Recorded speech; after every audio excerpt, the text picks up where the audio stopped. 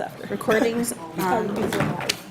Thank you for joining us for the East Aurora Village Board meeting for October 20th, 2025. If you could please join me for the Pledge of Allegiance.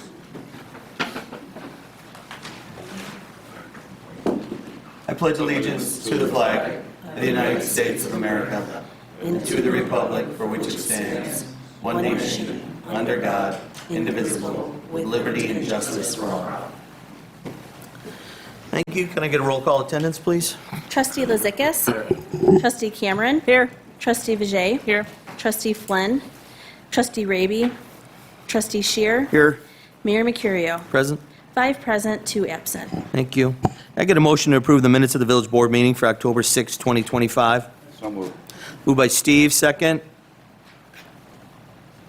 Second. Second by Ernie. Further discussion? All those in favor? Aye. I wasn't here. Also wasn't here. I'm abstaining. You've got 2 abstentions. You Then don't we have can't enough. approve it, right? No. Hold it till the next meeting. All right, we'll hold that till the next meeting. I think that's a first. Yeah, I think you're right. Not for me. I get a motion to approve the payment of the abstract for October 20, 2025 for the 2025-2026 fiscal year with a total of $36,109.88. So moved. Moved by Steve, second. Second. Second by Grace. Further discussion? Yes. The street lighting, did we dive into that at all as far as, my concern is we did the big transfer over to LEDs, but I just haven't seen the reduction in cost. Is it because electric went up so much, or is it because I don't know. So that is, the price went up, not the usage. The usage went down, but not by that much. It went down So though. the lighting wasn't as effective as we thought it would. Not quite. It still went down. I mean, we would be seeing an increase now otherwise. Okay, thank you. Any other discussion? All those in favor? Aye. Aye. Opposed? D is approved. This is our first speakers and communications. There will be a second one at the end of the meeting. If you have any issue you'd like to talk on, please raise your hand. When I call you up, give us your name and address. Come up to the mic, give us your name and address, because we record everything, and try to keep it under maybe 2 minutes, and let us know what your issue is. Mr. Gavin, sir. Oh, How are you, everyone, tonight? Wonderful. Mo Gavin, 117 Pine Street. I'm here not to pass the buck, because I think that's too much of that going around these days. First of all, waste management thing was a horrible rollout, and probably not your fault, or it is, but somehow, we need to get a way that you can communicate with us village residents via text or email somehow, some blast we could send out, because not everybody reads social media, and apparently that was the clearinghouse for all this information. when- We did send notices out on Code Red. Pardon? We did send notices out on Code Red. Are you familiar with Code Red? I'm not familiar with that at all. So it Did is... Did it send out? It is a service, yeah, it's a proactive communication Okay. method that you have to sign up for. We did it in conjunction with the town. Okay. I think it cost us maybe $3,000 Yeah. That's- to that's sign good up money. for it. Money well But spent. you can give me your email, your phone, Beautiful. to text, and they send out alerts like weather alerts and that kind of thing, and Okay. we send it out on this. I think it'll call your phone too, like it doesn't have to be a text phone for good, yeah. folks who don't have I'll- that. Depends on which one you I'll- sign up I'll look for. it Yeah. up. So Thanks. we've had an issue, Mo, with trying to get people to sign off on that. Okay. We've had it a couple years, and we felt it was a great communication vehicle to disseminate information. Was it but, on our water bill too? Didn't you put an ad, We- the we- advertiser We at all? put it on the water bill, actually, but It was in clearly the we need advertiser. to. It was in the I advertiser. just see the number, write Yeah. the check, and it's good. I Yeah, don't we had a public hearing. read a lot on there. Maybe did a public We had a hearing on public it too. hearing. So we need Okay. to, yeah, It's been Well, very we were- difficult we need to get it back for people out there. sign off. As Pine Street residents, we've been jumped between Monday, Wednesday, and now I guess apparently back to Monday. So that was an error by the drivers. It was Monday all along. Well, we called downtown, or called Waste Management, and they told us it was Wednesday. Yeah, So so, we all did Wednesday, and then we called today, because a third of our street had garbage out, and they decided to pick them up, and then we called, and they said, oh, it's now going to be Mondays, it's no longer Wednesday, but we'll come by tomorrow with the truck.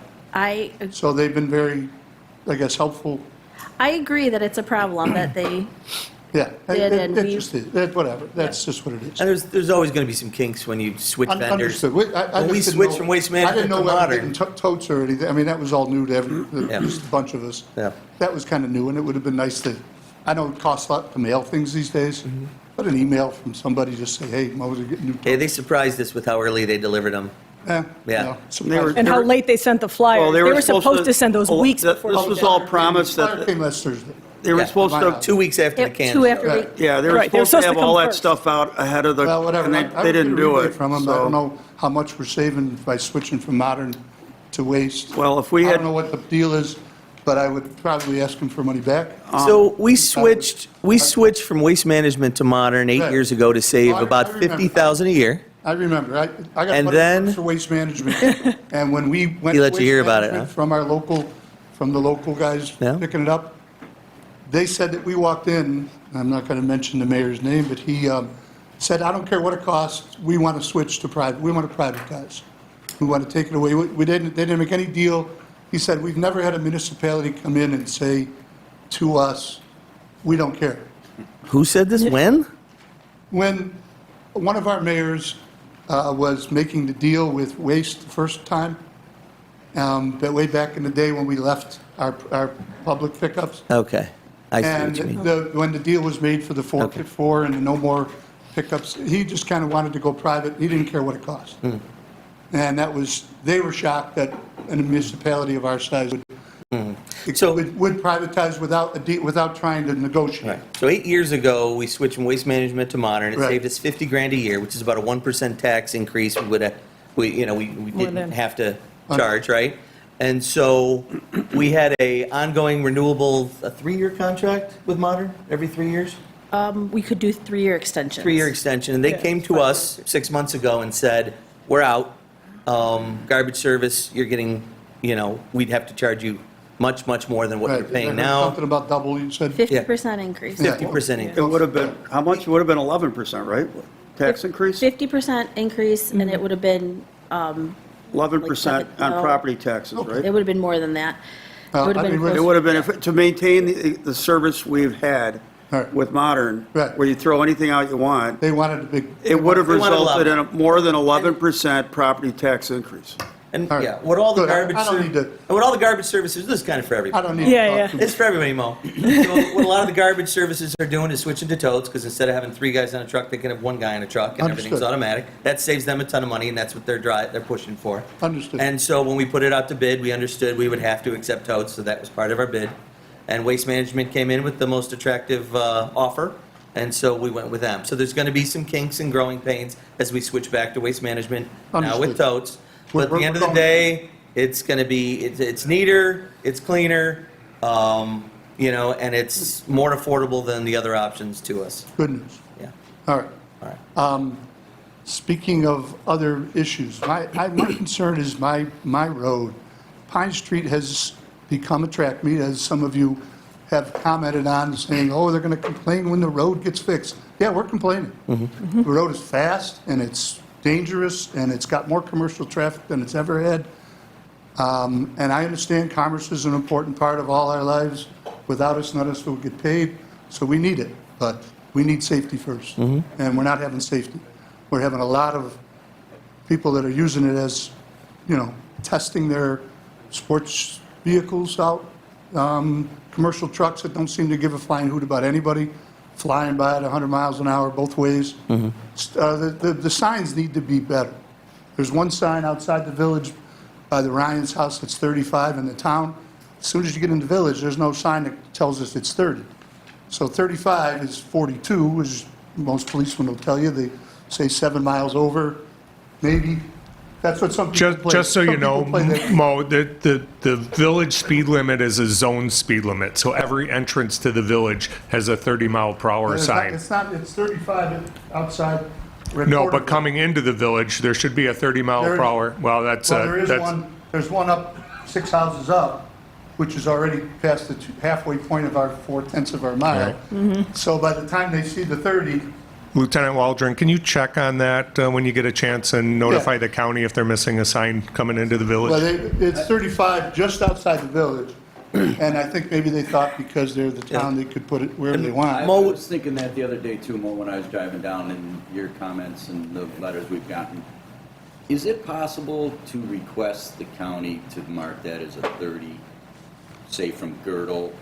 Yeah, That would be a town issue. we brought that up. That was something we wanted to have done. Remember? Well, I would hope that Yeah, instead of... we That was asked the town discussed, about it, yeah. right? When we called the Regal's office, they kind of passed it back to us and saying, oh, we got to request things, or we got to, it's...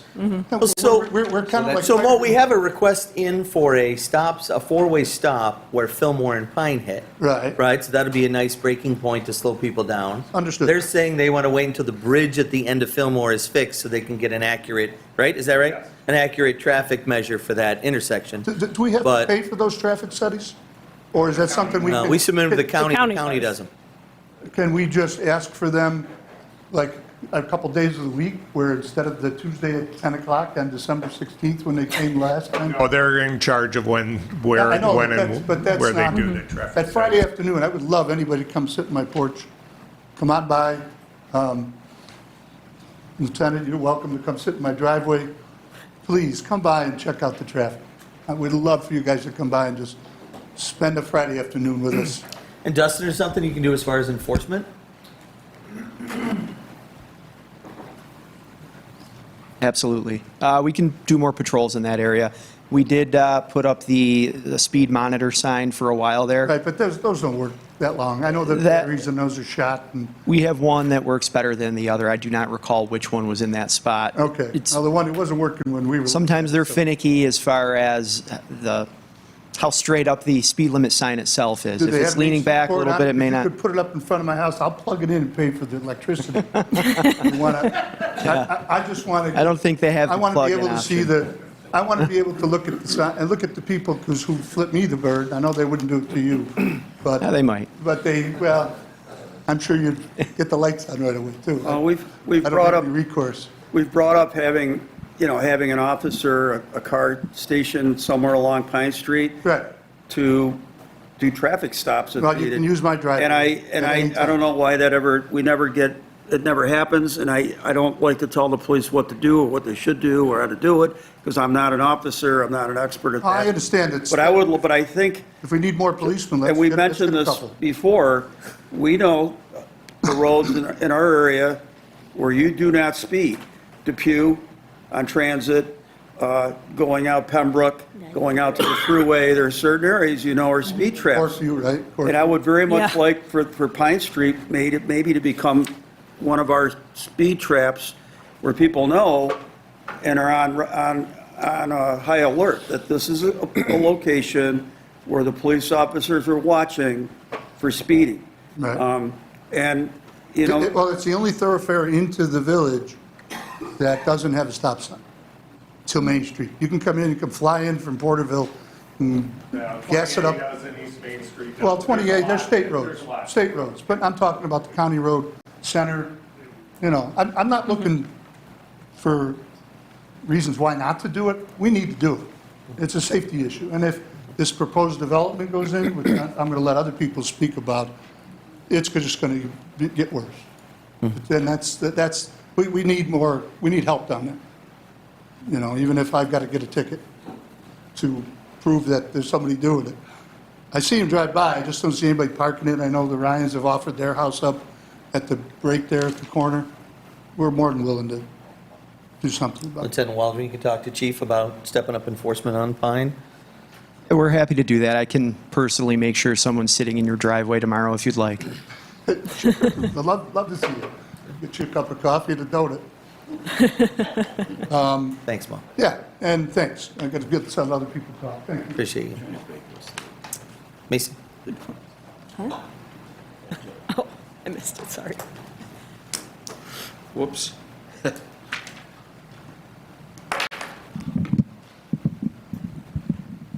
Oops. Oh, okay. All right. I've set the stopwatch. Mason Winfield. 2 minutes may be impossible 5 is reasonable. I will at least try to make Excuse sense. me, could you just talk to the board? Oh, not the okay. audience? Thank you. Sure. About a year or two ago, within recent memory, they took a survey in Orchard Park. And they did a townwide survey. And they asked people, what do you want for the future of Orchard Park? And the winning response was, we want to be more like East Aurora. I mean, I went to high school there. They wouldn't have said that then. Sir, you really do have to look at the board. Oh, I'm sorry. Okay. All right, here I go. I went to high school in Orchard Park. They wouldn't have said something like that when I was in school. Why does Orchard Park want to be more like East Aurora? I think the people here are cool. I think we got more cool pubs. But why is East Aurora hot? Why are we a destination? I think of 3 things. 1, the people are nice. They like to have fun. Not criticizing Orchard Park, that's just it. 2, we've preserved more of the village feel. We've got more of our traditional architecture. 3, we have a lot of green space in the village. That adds incredible ambiance. So I recommend that any big project that comes in takes into account 2 things. 1, is it good for the whole community? Everybody, not just the people who want to make money by developing something. And 2, that we try to use developed space as much as we can. Now, we got some ghost boxes around. We have things that are not appealing architecture. They're going to be ghost boxes someday. I don't know why we would want to take away something valuable and put one of those in. I'm going to return to the Orchard Park analogy briefly. Within recent memory, I don't have the year, Orchard Park has some green space, undeveloped space. It's in the town. And some entity came to them and said, we want to develop this into housing. And the village authorities in Orchard Park were asking questions like, well, is it going to pay taxes? And the people who wanted to put it there were going, well, no, it won't pay taxes. They go, well, you're going to put a lot of people in there. Will it take services? They go, well, yeah, it'll take services. And they said, who's it for? They said, well, seniors. And they said, will it even be for our seniors? And they go, and that's when the name calling got started. And to their credit, the people in Orchard Park voted against it. And they endured a lot of name calling and stuff. I mean, the posturing from people who wanted the project. I mean, this was people's Spartacus moment. You know, I can see Kirk Douglas and, you know, Tony Curtis, oh, I am Spartacus, no. But they endured it, and they didn't explain themselves. And I know exactly why. They did not allow this development of the green space, because everything you put in, not only it ought to contribute something for everybody, at least hold its weight, but 2, that represents future opportunity. The green space, particularly at the foot of Girard, I mean, what if a large company like Moog were wanted to put in a development there and play ball with village architecture? I think I may have made my point. If anyone wanted to work with me to developing a committee that would focus on traditional architecture and the preservation of green space, because I think the preservation of green space is one of our great values in the village. I have spoken my piece. Thank you all. Thank you, Mace. Would anyone else like to speak on any topic, Except for the public hearings. except for something that's covered in the public hearing? You'll get your turn to talk on it then. Hi. Hi, my name is Shelby Deck, and I live at the end of the Pine Street extension. I was piggybacking on my neighbor Mo, and I'm piggybacking on Mason, and there are other people here to speak about this proposal that's going to... Are you talking about Zero Pine? I'm talking about the proposal to develop the corner of Girard and Pine. Okay, so that's at a public hearing, so anything anybody has to say about an item that's in the public hearing, you'll wait till that public hearing starts. Gotcha. Okay, It should just be a minute. that's fine. Yep. Okay. I'll be back. Anyone else want to speak on anything not covered in a public hearing? Joe?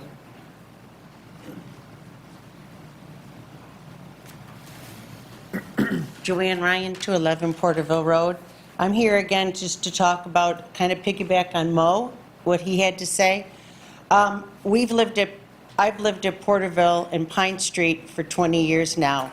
And in the last 5 years, our area has become extremely busy with the ice skating rink, Blue Eye Baker, the farmer's market. Now we're having a development at the end of our street, which is also going to increase the traffic. We have got pickleball courts on Warren. We've got the bike bus that everybody's using. And I'm sick and tired of passing the buck. I know you guys want to put a four-way stop sign at the corner of East Fillmore. That's not helping the residents. The residential area of the village starts at our property and goes up to basically East Fillmore. At East Fillmore up to Main, that's not residential. That is all business. There's no place to cross, no safe place. I was doing my leaves the other day. It was like Grand Central Station because everybody from the village was flying down Pine Street Extension to put their debris at the end of our street, which is fine. I did stop Officer Soroka because the 20-mile-an-hour sign on Pine Street Extension is hidden by one of our bushes and it's crooked. I'm out there, an old lady, trying to straighten it out. You can't. So I did say that to Officer Soroka, and he was going to bring that up to the chief. Because I got to be quite honest, I feel like an old hag. I keep saying the same thing. We're going to be happy when somebody gets killed, and it probably will be me raking my leaves on my own property. I can't even rake. And I can tell you, when you have a snowplow coming down Pine Street Extension, stopping at the end of my street, or the Erie County roads, and I'm trying to snow blower, my husband and I are trying to clean our apron to get into our driveway, it is dangerous. People are speeding. It is a racetrack. But even so much the speed is there's no place to cross. No place. I mean, if you had a stop sign, even a crosswalk with one of those things like they have on Girard, I would love it if we could have just one of those to stop the traffic. And Mo is right. The 30-mile-an-hour sign is way past where we are. There is no 30-mile-an-hour sign until you get in around the curve. And it's like crazy. And now we're going to, like I said, now we're having 3 new driveways at Girard and, Girard and Pine Street. I just think it's getting a little out of control because it's great for East Aurora. We've got like the farmer's market, but you come down, look at the farmer's market when it was at Tops. Try to get into Tops. Now you're at my street at that corner. It is crazy. And I know that they were saying like the clippings and stuff like this can go in the garbage can. That's what you guys were saying. That's fine. But I'm just sick and tired of passing the buck. I call Lindsay Larigo. She comes out. It's busy. No kidding, Lindsay. Let's do something. Oh, I got to wait for the village board to make a recommendation. I called the village board. No, we got to wait, Lindsay. Somebody's got to make a decision. They got to do something. And I suggest, instead of having a lady sitting at Fisher Price counting the cars like this, and I go, what are you doing? Counting the cars. You need one of those things that count the cars that go, because Friday, Saturday is like a speed zone. Saturday's crazy. You need one of those things in the road where it counts, cling, cling, cling, and do it over a week. And you need 200 cars. I stood at the corner the other day, and I counted at least 30 cars within 5 minutes, 10 minutes. It's like boom, boom, boom, because everybody's coming down. Now, if you drive down Pine Street, you're going to see neighbors now, including myself, posting signs, slow down. There's 4 of them, neighbors. I mean, we just got to do something. So like I said, I feel like an old hag and an old lady, but it's getting way out of control because everything now is at our end. The rink, the market, and doing a study in November, December, January, half that stuff's closed. Wait till the international golf tournament. That's another thing. I mean, like, there's so much stuff now, which is great, but we need something to slow the traffic down or to cross the street. That's what I have to say. So thank you so much. Thanks, Joanne. All right. Anyone else? All right, that closes our first speakers and communications. Again, you'll have another opportunity at the end of the meeting. Can I get a motion to open a public hearing at 7:27 p.m. to consider a local law for the rezoning of a portion of the property at 192 Oakwood Ave by Margaret Drizwecki, Esquire of Rupp Fallsgraf LLC, for the property owner Jamidi O'Connor. So moved. Moved by Steve, second. Second. Second by Kristen. Further discussion? All those in favor? Aye. Opposed? Approved. Public hearing is now open.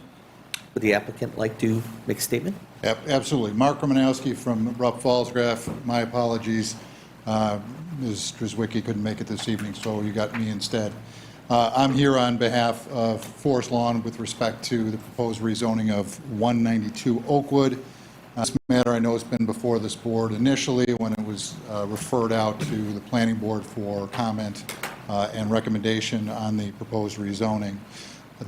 Since that time, the planning board and also the historic commission reviewed the request. The planning board made I believe, a negative recommendation to this board, primarily over concerns over spot zoning. I'll get to that in a moment. And I know the Historic Preservation Commission had some concerns regarding the potential demolition of the structure. Taking things sort of out of reverse order here on the element of historic significance of the house, I think it's pretty telling that despite a establishment of historic district and numerous surveys in the area of potential historic structures, that house was not identified. The Historic Commission itself, when they made their findings, essentially found that because the house was old and simple, that it was significant. That certainly doesn't meet all the criteria that the Historic Preservation Commission has for designating a structure as historic, and it seemed to be somewhat arbitrary in this case in an effort to block the project.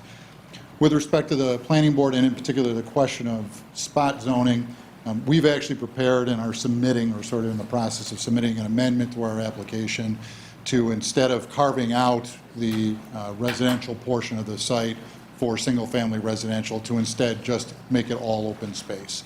And doing that for 2 reasons. One is to make it clear that the eventual intention on this rezoning is to rezone it for the purposes of establishing it all as cemetery use, not just the back portion of the site. That's the primary reason for doing so. Certainly, the owner, Ms. O'Connor, who's here this evening, can continue to occupy the home. The intention is for her to live out her time there, and then the property would convert all to cemetery use at that point in time. She would be grandfathered as a pre-existing non-conforming use, so there wouldn't be any problem with her continuing to operate for that purpose. And it would also, in that process, prevent it from being converted into something else. It would allow a natural progression of the site over to cemetery use, which is the reason for the request to the open space rezoning. With respect to the concerns over spot zoning, this is not spot zoning. Spot zoning is a situation where you have a rezone that's inconsistent with surrounding uses to the detriment of neighboring properties. And there hasn't been any demonstration in the planning board's review of this and their recommendation or lack of recommendation on this request that either of those things take place here. Without question, we have surrounding cemetery uses. The immediate adjacent property is about a 0.8 acre cemetery. It's owned open space. Go across the street, you have 16 acre Cemetery, also zoned open space. And really, this site buffers where the village starts to transfer from single-family residential over to commercial space. Yes, there's a couple more single-family residential structures there, but we're on the edge of where you start getting into commercial development.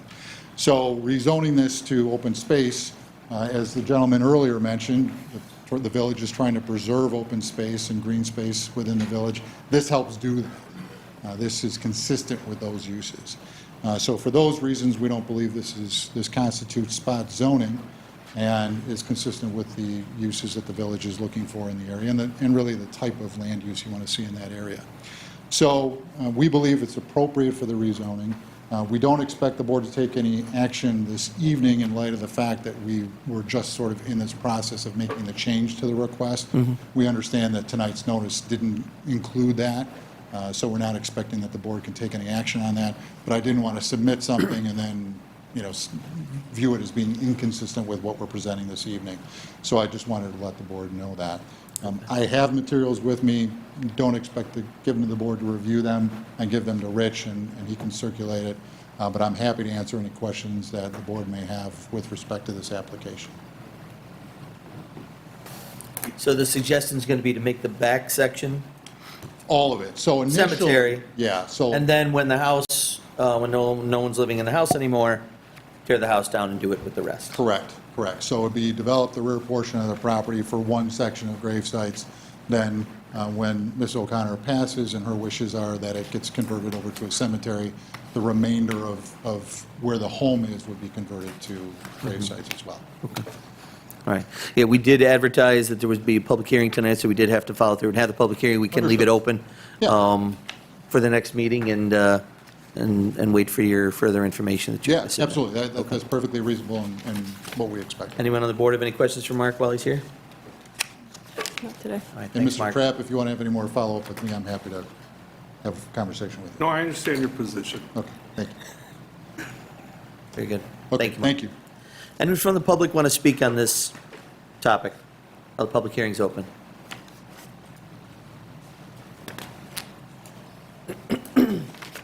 Mary Ann Colopy of the Historic Preservation Commission.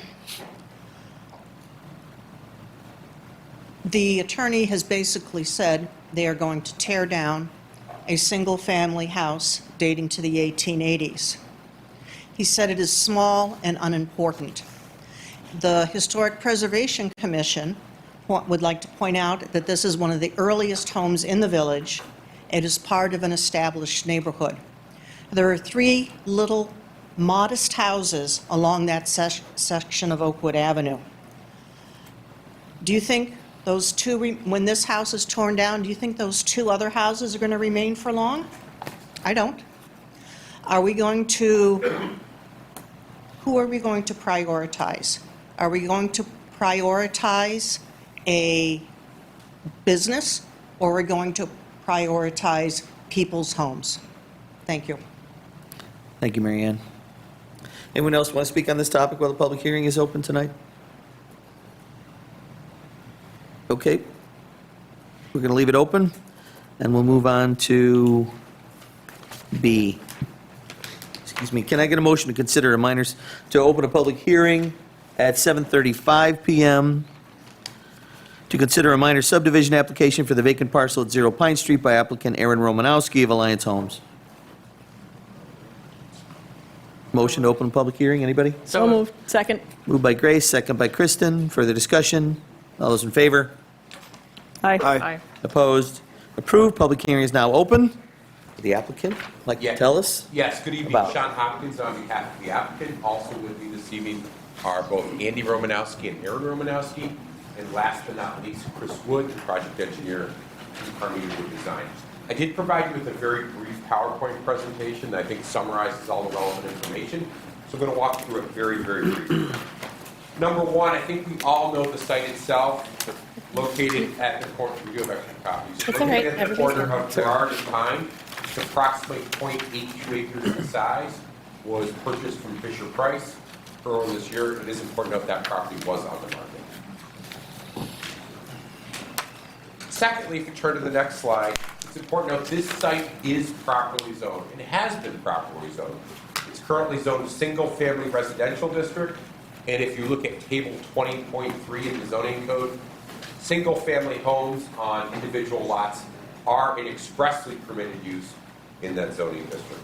Back in May 22nd of this year, we did submit a complete application following to a T the requirements set forth in the code.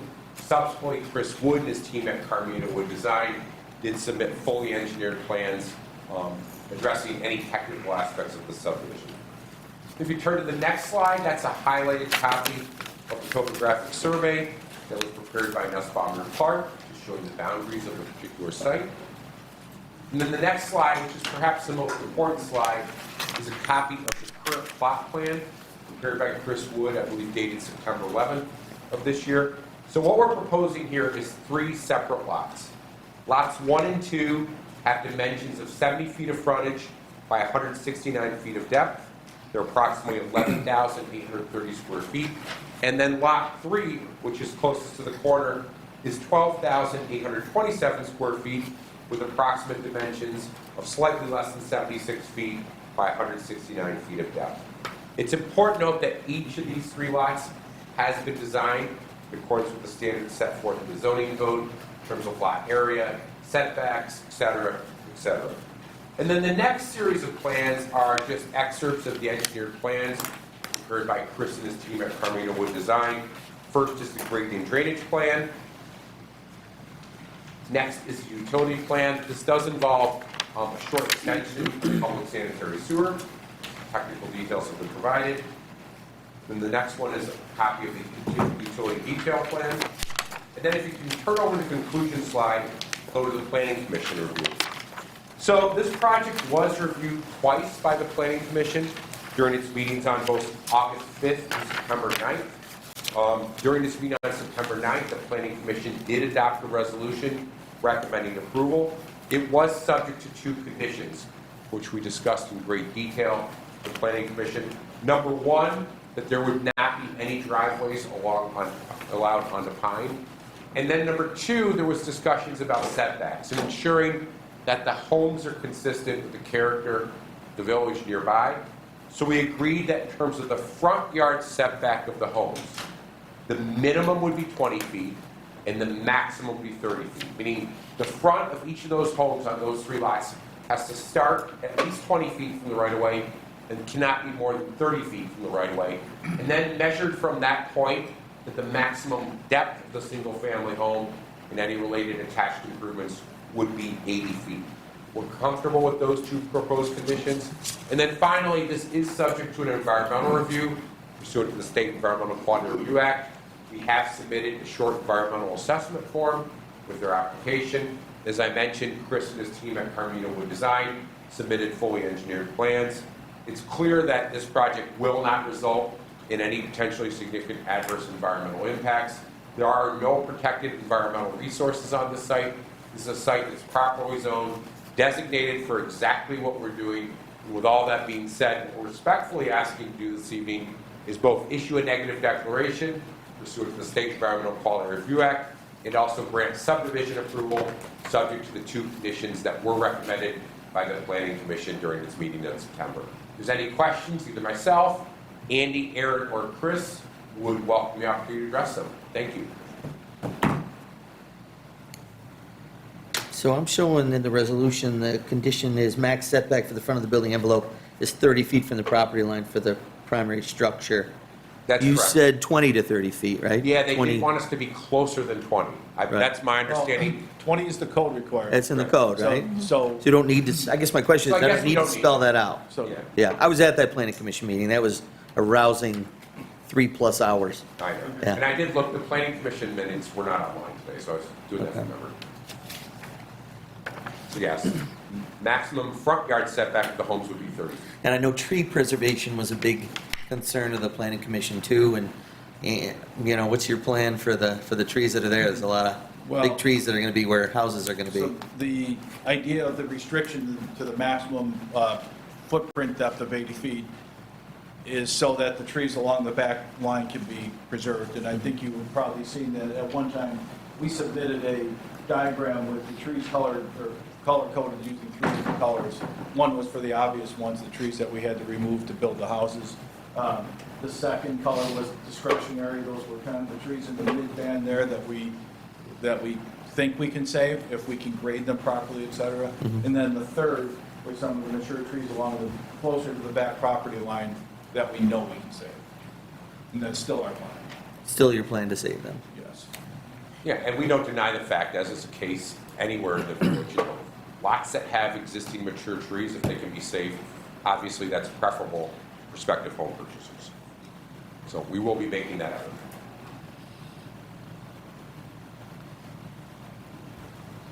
What's the board have for these guys? Trees are a big concern for all of us. The green space, which was mentioned earlier, I don't even know if we legally can say, hey, you gotta save these or that, but just take your, I assume not, but. We understand that. We want to preserve the good trees as much as anyone. And, you know, we will be planting more trees to replace the ones that have to come down. Can you let us know before you start, because we would like to wrap our street trees to make sure that they are not touched during the work? Yes. And if you deem it appropriate to impose that as a condition, so everyone's reminded, that would be fine. It is actually on It's there as a actually in condition. Already added that. Not the wrapping part. Oh, the street, yeah. Yep, that would be fine. No trees shall be removed or damaged that are currently in the village right away. But do we add something that they notify us so we can, do we need to, or we just know that it'll happen? I don't know. I mean, that's a Chris thing. You can add add it. Add that would notify. Yeah.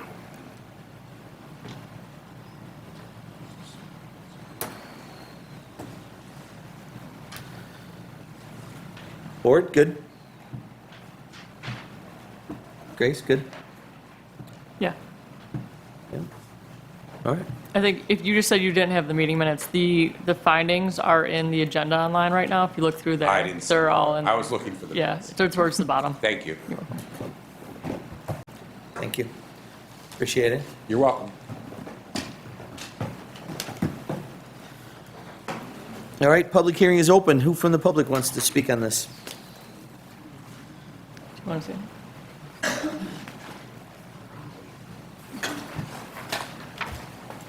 Shelby Deck, 299 Pine Street.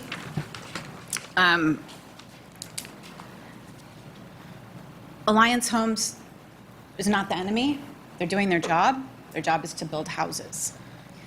The property at the corner of Pine and Girard is unlike anything else in the entire village. I think we can all agree on that.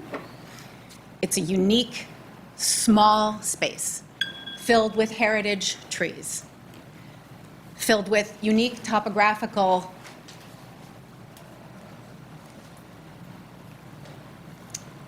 the lot does this. It goes down. Alliance Homes builds houses usually on flat land.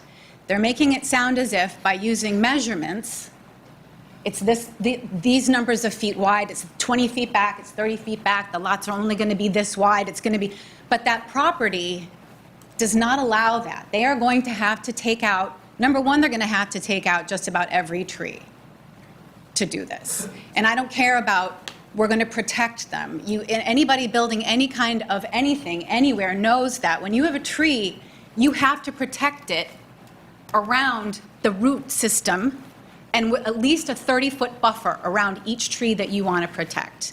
Yes, there are some junky trees, but there are a majority of trees on that land. Pine trees can go, yes, absolutely, but there are maples, there are oaks, sycamores, and so where does the tree board come in on this? We just had a whole thing in the Advertiser last week about the preservation of our trees.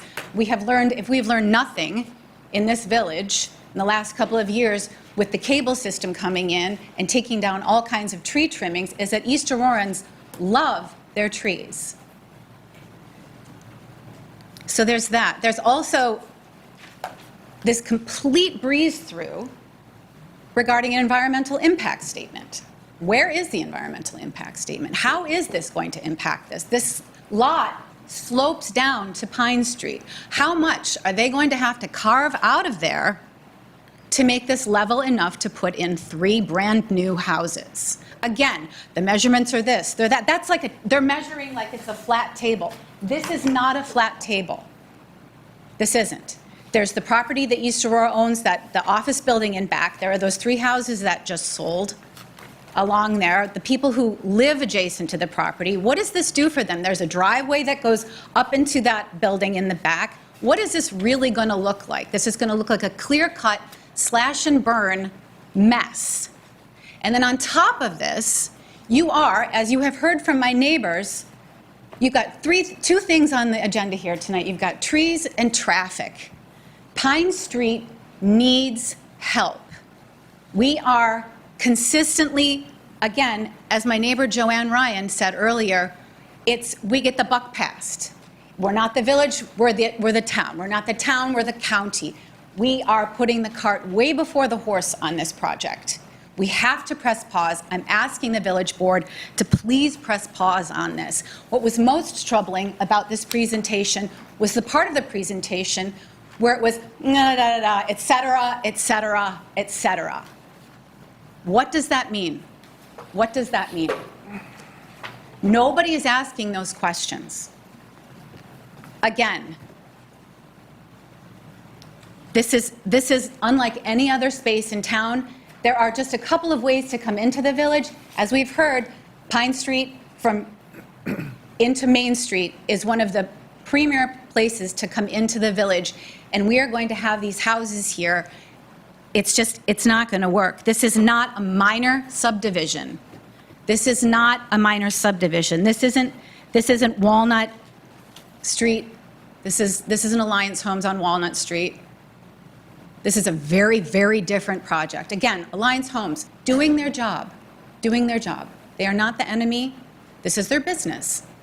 What is your business? What is your business, village board? Is your business to talk to the Erie County legislator? Is your business to talk to the town board to figure out a responsible traffic plan before these houses go in? What is your business? Is your business to protect the integrity, the open space, the architectural heritage of this village? Or are we all going to look at each other in 10 years and say, whoa, I think we flubbed that one up, and then it's too late. And as I said in a letter on the 9th of September, I was unable to be at that meeting, we can repaint the Roycroft. We can repaint the Roycroft. But we cannot replant trees.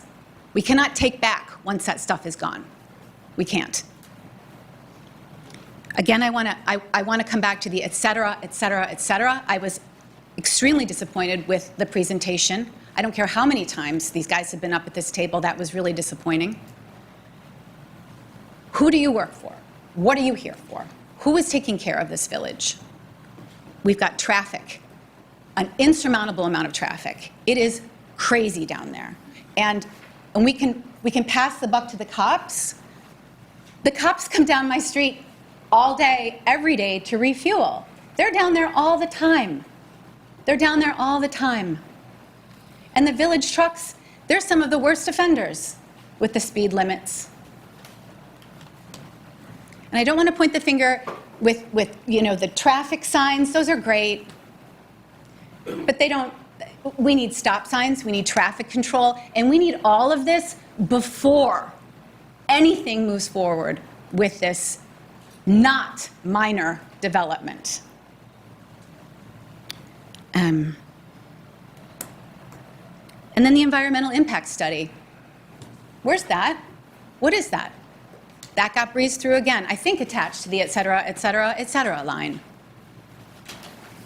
Where is the environmental impact study on this project? Again, this isn't any flat piece of land. This is going to take a lot of head scratching, as I'm sure it already has on behalf of Alliance Homes, trying to figure out how they're going to fit 3 houses, shoehorn them into this lot. Please press pause. Let's take stock of this particular project, this particular special spot, not like anything else. It's a high-density residential neighborhood with an incredible traffic problem, an incredible traffic problem, and something is going to happen. I'm surprised it actually hasn't. Thank you.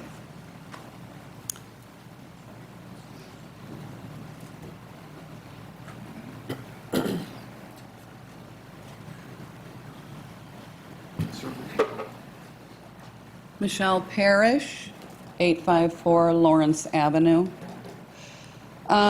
I know you're probably getting sick and tired of hearing about the traffic, but I'm coming from it from a different street. I come off of Lawrence Avenue.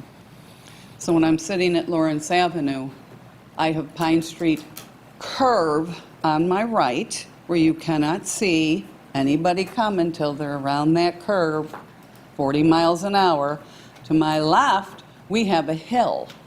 I can't see over that hill. I can't tell you how many times I've pulled out, and I'm not crawling. I've pulled out, and a car is almost on top of me. On either side. It just depends who's there that day. It's a pup getting off of Pine Street sometimes, off of Lawrence. On top of that now, we're going to have 3 houses, boom, boom, boom. I'm zipping across to get on Girard, and all of a sudden maybe somebody's backing out of that driveway that's there on Girard Avenue all of a sudden. So I slam on my brakes because I had to zip out to avoid this. It's a mess. What they're saying about the traffic is no joke. It's a mess. And adding 3 driveways to a street that I'll admit it, I'm zipping across because boom, boom, I don't have a choice. I don't have a choice. That's how I get to the village. That's my only way to get into the village. So, you know, luckily I have a little bit of a lead foot. Sorry. Can attest. But you have to. I'm not even exaggerating. You have to be safe. You have to step on it. And if I'm going to Girard, I'm going to have 3 driveways that might be intercepting my approach. And now I'm slamming on my brakes. It is an issue. It truly is. On top of that, then I'm thinking about, we haven't talked about the height of these homes. Now, there's that little tiny red house that has disappeared on North Street and Maple because it's become a behemoth. It's enormous. I don't know how this happened, but we have no idea how high these houses are going to be. So we've got 3 houses, boom, boom, boom, jammed in there. We had a beautiful little green space as people entered our village, and we're going to build 3 homes on it, add more traffic to this whole intersection, instead of having a nice little park-like entrance to the village. I don't know what you're thinking. I don't know why you would even have sold it to him. I wish the village had kept it the way it was. We didn't know. Well, you could have bought it. Fisher Price. You should have bought it. We weren't offered to buy it. It was up for public sale for, Yeah, Chris, how much was I it? think you should have bought it. 500? What did it sell for? What, how much? 4? Oh, I don't look at that. I should have looked at it because I would have bought the damn piece. So I'm just saying, unfortunately, the village should have bought it and kept it as a little park area. It's a beautiful little area, and they're not going to save a single tree. What Shelby was saying is true. You have to protect the root system. So, okay, I'm not going to go near that tree over there. Well, you've already run over it with who knows, some kind of mover equipment, and there goes the roots. The trees are going to die. We'll be lucky if 2 trees are standing when they're done. So just please take all this into consideration. And I know you're tired of hearing about the traffic, but it is a really big, serious issue. Thank you. Thank you, Michelle. Who else? Jen?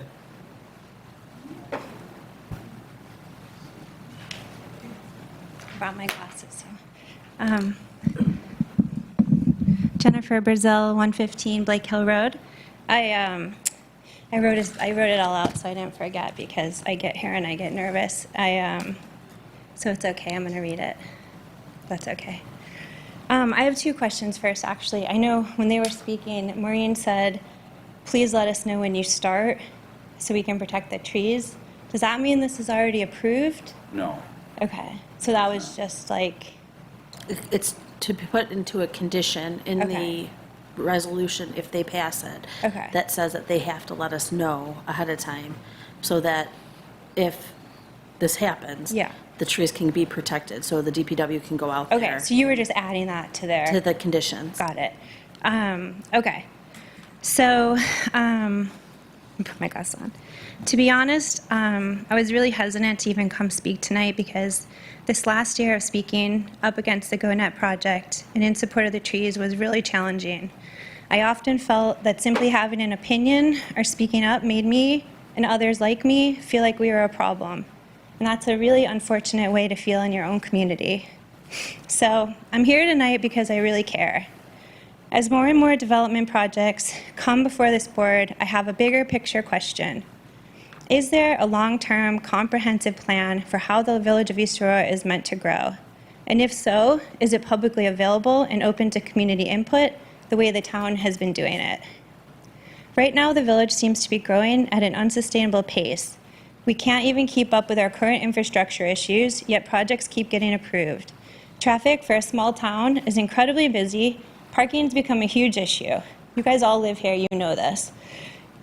As we saw with the devastation of the trees this last year from 30 years of neglect from NYSEG, and now 27 trees at Hamlin Park have been flagged as high risk and need to come down, also because of years of neglect and a lack of a forward-thinking maintenance plan.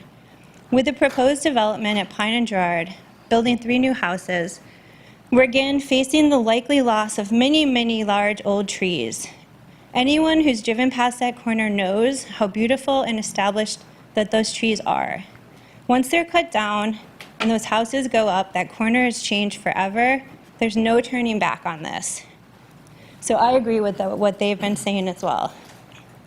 The question is, are you okay with this? Is the community okay with this? And does the community even get a choice? So I know over the months and through the Planning Commission, you've listened to many neighbors expressing their concerns, people that have lived in this area for decades, lifetimes, generations. They pay taxes, they send their kids to schools, they shop in the local businesses, they eat at the local restaurants, and their dollars are always circulating back into this community. Meanwhile, out-of-town developers, out-of-town companies like GoNet and NYSEG, they come in here and they cut down our trees and they change our landscape of our village and they profit from it. I'm sorry, you guys profit from it. That doesn't feel right to me, and it doesn't feel right to many other people that live in this village. So I love this village. I love seeing it thrive. I love watching my friends and neighbors who own businesses here succeed. My family owns multiple businesses in this village. I want them to thrive. But there's a difference between thriving and overdeveloping. And there's a balance between growth and preserving our character. And that balance feels really increasingly off to me right now. I have one more page, sorry. I hope that the voices of neighbors and residents are truly heard in this process. And I also hope that every aspect of the project is reviewed carefully and thoroughly. I also understand that the planning board has sent it on to the village trustees, but as we learned from the GoNet project, that doesn't mean you automatically have to approve it. You can take some time. Like she had mentioned, maybe take a pause for a minute on it and do all of these other things that need to be done in the village. In summary here's a quote from Randy West, who's the chair of the Planning Commission. This was in the East Aurora Advertiser. Recommending approval of an application, even with conditions, doesn't mean we like it. Randy said, I believe that all of us are nervous that this subdivision could alter the character of that one corner of the village. We're especially unhappy about the likely impact of the project on the trees in that area, including the one magnificent oak on the western edge of the property, which I think is like right in the middle. The applicant would not commit to protecting that tree, but village code offers very little leverage on which to control such impacts. These guys know that. It seems like it's time to update our village codes. The way East Aurora is growing demands a long-term, sustainable, and community-focused approach. And you all here as trustees, and I wish the lawyer was here, but you have a critical choice to make right now. You guys all hold the power to shape the direction this community takes. Like, this is a really big deal. Will we continue to concede to outside developers at the cost of the character of our trees and our long-term sustainability as a village? Or will we draw a line and choose to preserve what makes this community special? It's really, decision is yours. And just to end it on the environmental impact, you guys had said there's no environmental impact, but you're about to cut down 100-year-old oak trees. So I don't understand how there is no impact there. So thank you for listening. Thanks, Jen. Who else would like to speak? Why don't you let's give someone else a try first. Joanne, you want to speak on this?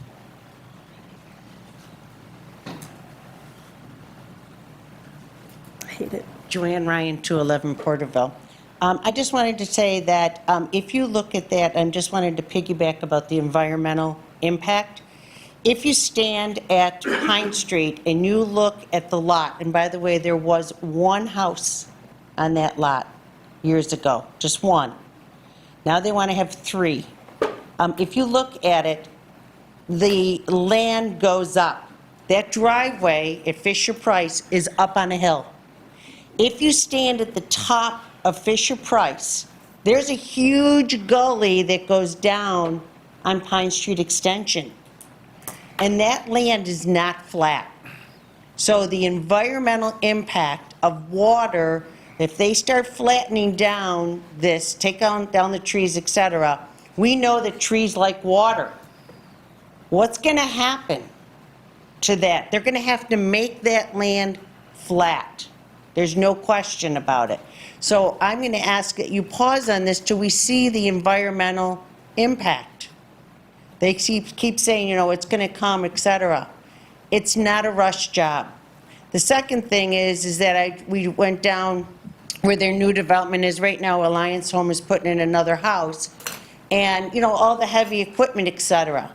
I don't know how they're going to be able to even try to preserve any of the trees that you guys are going to ask them to put in because of that heavy equipment. And the third thing is the height of the houses. We drove today at North Street because I wanted to look at that house. They have they're going to put a huge porch on that house. The foundation is is out of that house. How do you know that they're not going to do that? We don't know that. We don't know about the garages. Are the garages going to be attached? Are they going to be in the back? Are they going to be in the front? We have no idea about that. And Michelle is right. I challenge you to pull out of Lawrence to go over to Girard. Now you got 3 more driveways.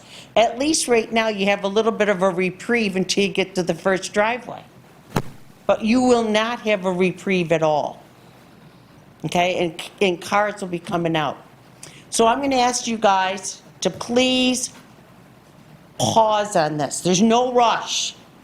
Just because out-of-town people from Amherst or wherever they're from want to come in and, you know, do this, you know, how about maybe even considering 2 houses? Just because they have the measurements does not mean, you know, the land goes way down. Look at that land carefully. You looked at the trees. I know you guys went there and looked at the trees. Look at the land, how it goes up on the hill. Thank you.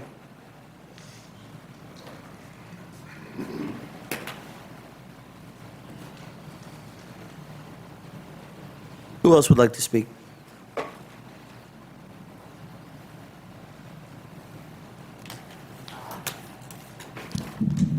Evening, I'm Michelle Biella at 370 South Park Place here in the village. As a environmental steward, I am really surprised that there is no environmental impact study. I don't know what your requirements are on a building project like this, but with the community outcry in what's happened with our tree canopy thus far and the terrible damage to our trees, it seems like a study would be indicated. The other thing is, I'm becoming more and more aware as a pedestrian and as a spouse of someone who bikes everywhere, that the traffic issues are pretty intense here. I was driving down Riley Street, and there was a woman with a baby stroller coming from that Ace Hardware plaza. And there was another utility vehicle, actually it was a small truck, coming out of the drive. And if I hadn't been extremely careful, I could have hit her. It was blind. She couldn't see what was coming, and I couldn't really see what was next to her on the other side. So there are just countless numbers of people I know that bike and walk here. And mostly I look at the mothers with baby strollers and I think, how much safer could you make them? So both on a safety and environmental basis, I would agree with the other speakers that you should pause and you should really think about, and I know you do, who are we doing our jobs for and with? And if it's just a bottom line that 3 families or individuals want their houses there, I think that you're shortchanging your own abilities to really, really think about the larger community, because isn't that what it's about? And also, what about those folks move in there? What kind of neighbors will greet them? You know, let's think about the human impact. Just like when Walnut Street had more development. So I really wonder about the human impact and then overall sustainability. Comprehensive planning is so important. And yeah, I hope you can pause. Thank you. Michelle?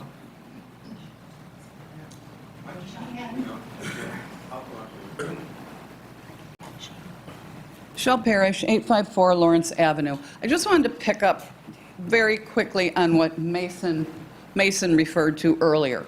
When we were fighting to keep Walmart out many years ago, I remember a few people from Orchard Park had come in and they stood up and spoke and they said, do not let happen to East Aurora what happened to Orchard Park. They said our main street is completely residential now. We've destroyed everything. Now, this was years ago. It hasn't gotten any better. Nothing's changed in Orchard Park. So I think it's something to look at and pay attention to. We all know Orchard Park. We've all been in there. We come home to East Aurora. We know what we have here. I just want you to keep that under your hat and think about that also. Thank you. Thanks, Michelle. Who else wants to speak on this? Sir?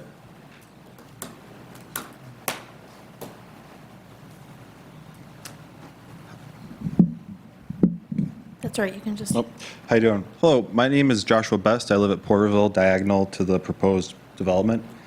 I'm an architect and developer with 20 years of experience. I support development and increasing housing in East Aurora. However, I do have some concerns. The applicant's submittal lacks details about the proposed structure's appearance and final location. The proposed property at the corner of Pine and Girard is at the village's gateway, and it doesn't seem appropriate to have elevations fronting Pine Street displaying HVAC equipment, random bath and dryer vents, visible siding seams, and fake stone limited to the front, similar to the applicant's Walnut development.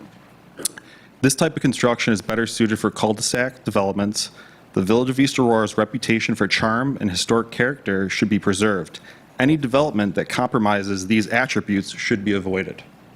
Based on the information provided, I strongly advise against approving the application for these 3 lots unless additional information is provided and reanalyzed. The board should request a revised plan that harmonizes with the neighborhood's character and respects this prominent corner. If the board approves the application for these 3 lots, it should implement conditions such as prohibiting the visibility of HVAC and electrical equipment facing Pine Street and treating Pine as a second front or true corner elevation. I'm pro-development and I don't want to harm the applicant. My only motivation here is to preserve East Aurora's character and maintain the charm that drew me to this village. Thank you for your consideration and your services to our community. Thank you, Joshua.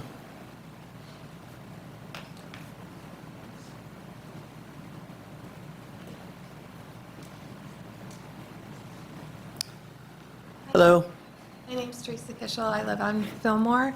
I just had a question. Do you have anything in place like they did in Elma when by Blair's Farm there on Girard and Bullis, they wanted to put that development in and they made a proposal that you had to have like 5 to 10 acres to build a home on, and those 3 homes were built rather than a huge, because it was growing so much busy around there.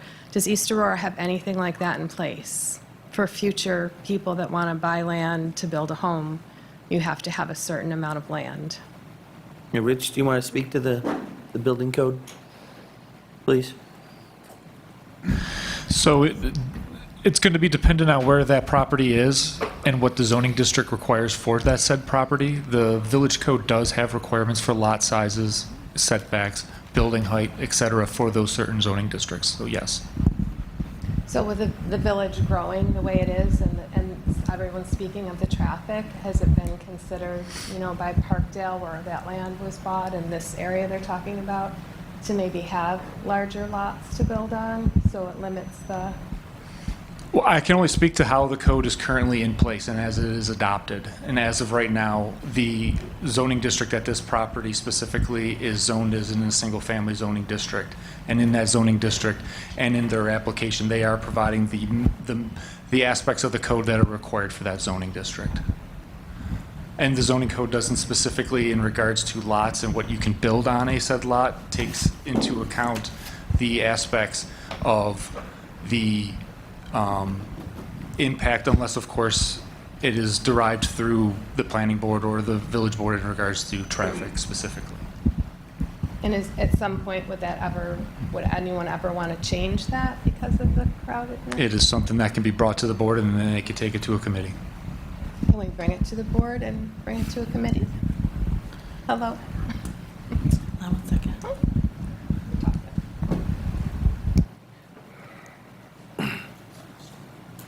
Who else would like to speak on this?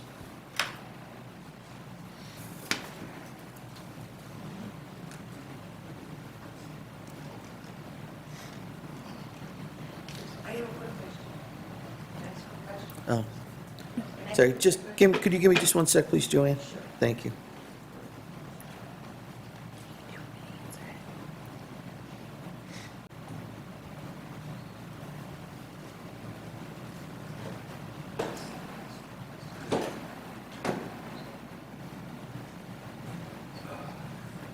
It's weird.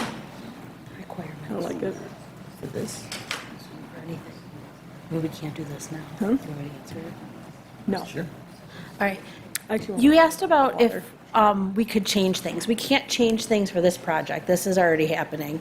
The village board could This has change. already been Yes. applied for. This has already been applied for. The village board could change things in the zoning if they were redoing the whole zoning or something like that. It is something that can be done. But our zoning code was updated in the last 5 years, I'd say. No, it was before COVID. Yeah. Yeah, it was like 7 or 8 years ago, I think. But recent. So. So while we have a break here, or may I ask some questions of the developers? Oh, absolutely. So I'm looking at your topographical plan here, and I noticed the swales. They run from the very far back of the property to the front, in between each home. Am I reading that correctly?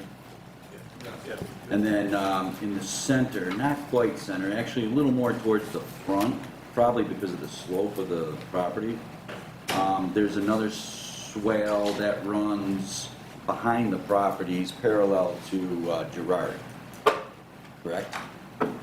So it essentially, topographically, it cuts that into six 6 areas. That rectangle turns into 6, roughly, shape-wise, because you got to run the water, right? So you're running the water in between the houses so they don't run into each other's property, correct? And then off that hill, you don't want them hitting the basement and flooding the basement, so you got another one. So you're doing this, then this in their backyard, right, to run it towards Pine, and you got another swale that does a curvilinear thing towards the storm sewer, correct?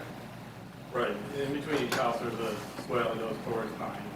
Right. And behind the house, part of that goes So- towards, I'm sorry, towards. That's Gerard. Right, which exasperates the concern of the damage to the property in the natural setting already, as well as the tree canopy. How much does that swale taper? I mean, what is that actual, I couldn't tell from what I Well, see. I mean, you can see it on the bigger plan, all the contours are on there. Shows how Okay. far back we got a grade. But, you know, the idea of the swale is to keep the water away from the basement, like I said. Right, But also to kind of keep the water going in the direction that it currently goes in, which is down the hill, the Pine and Gerard. yeah. These are pretty modest swales, they're mobile swales. They're not. That was one thing I was gonna ask. What is there a legitimate, like, you know, if you're doing tile work in a commercial setting, you gotta have 1/8 inch per foot or so, right? Slope. What's for excavation, what's considered the norm? The, from start to finish, like. Taper, well, slope on it, a about- taper, a about slope, 0.5%. 0.5% related to what? How does that relate to what? 1% would be, quarter inch per foot, so that'd be an 1/8 inch. So it's this similar. So water runs at about an 1/8 inch. Will run properly at an Right, and that's about, yeah, half of it. That's usually the minimum we would go. I mean, the soils themselves are gonna be probably 6 inches deep, you know, like this. Mhm. They're not gonna be big defined ditches. No, I didn't imagine. I imagine they'd be a slower taper. And those are being done, obviously to meet code requirements. Oh, of course. No, I just was looking and curious how much digging that required. These are modest swales, so, you know, they're not big and pronounced. The biggest problem that we have in maintaining these is that people don't realize they're like gardens. Is there also drainage under those swales too? Is that what you're saying or no? No, I didn't think so. Okay.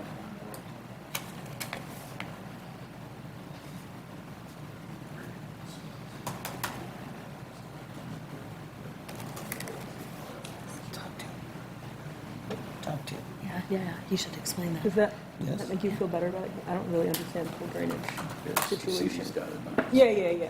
That's one, and this is one. Yeah. Here, and then this is also here. So that's the water theory is. Right. Water goes that way, and this is probably same thing. And the water here, so that Right. Yeah, I'm thinking more So there's- like you know the problems that we had on Walnut, where that Yeah. did impact the neighbors back on Center. Right. That's why I'm questions. Yeah, right. That's all I was. You asked them better because No, you I'm good. understand I'm that done stuff. with mine. No, that's Keep going. helpful. Good. All right. Joanne?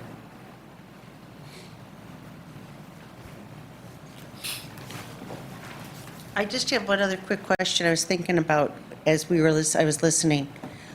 Is there in their drawings, I was here before, and they said that they build these houses to the people that purchase them. So I'm Joanne Ryan, and I decide I'm going to build a house on Pine Street and Gerard. And I'm going to build the house, and is there regulation, I'm going to say, I don't want a backyard.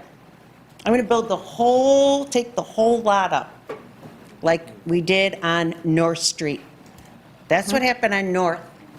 There's no backyard, none. So I'm going to build my house as tall as I can and as big as I want on that lot. If you go down North Street and you look at Maple and North, that house is a monstrosity. That is not a good look. And I pulled in there today and said, if I lived across the street, I would be really upset. So I'm asking you, again, we haven't heard. So they're telling you this is what it looks like, but I also heard, when I've been at the other meetings, that everybody who buys these houses can decide where the house was, because we talked about the garages. And they said if they wanted the garage attached or separate, whatever, it's up to them. Let's don't let what happened on North and Maple happen at this corner. Because that's what happened. There's no backyard, and the front yard is almost, that porch is almost on the sidewalk. So it's a monstrosity. So that's what I'm going to ask. Thanks. Thank you. So, Rich, you saw the planning commission's conditions on this, and you know Yes. the code better than any of us. What do you see as far as the limitations that they have as far as the size as the structure, square footage and height?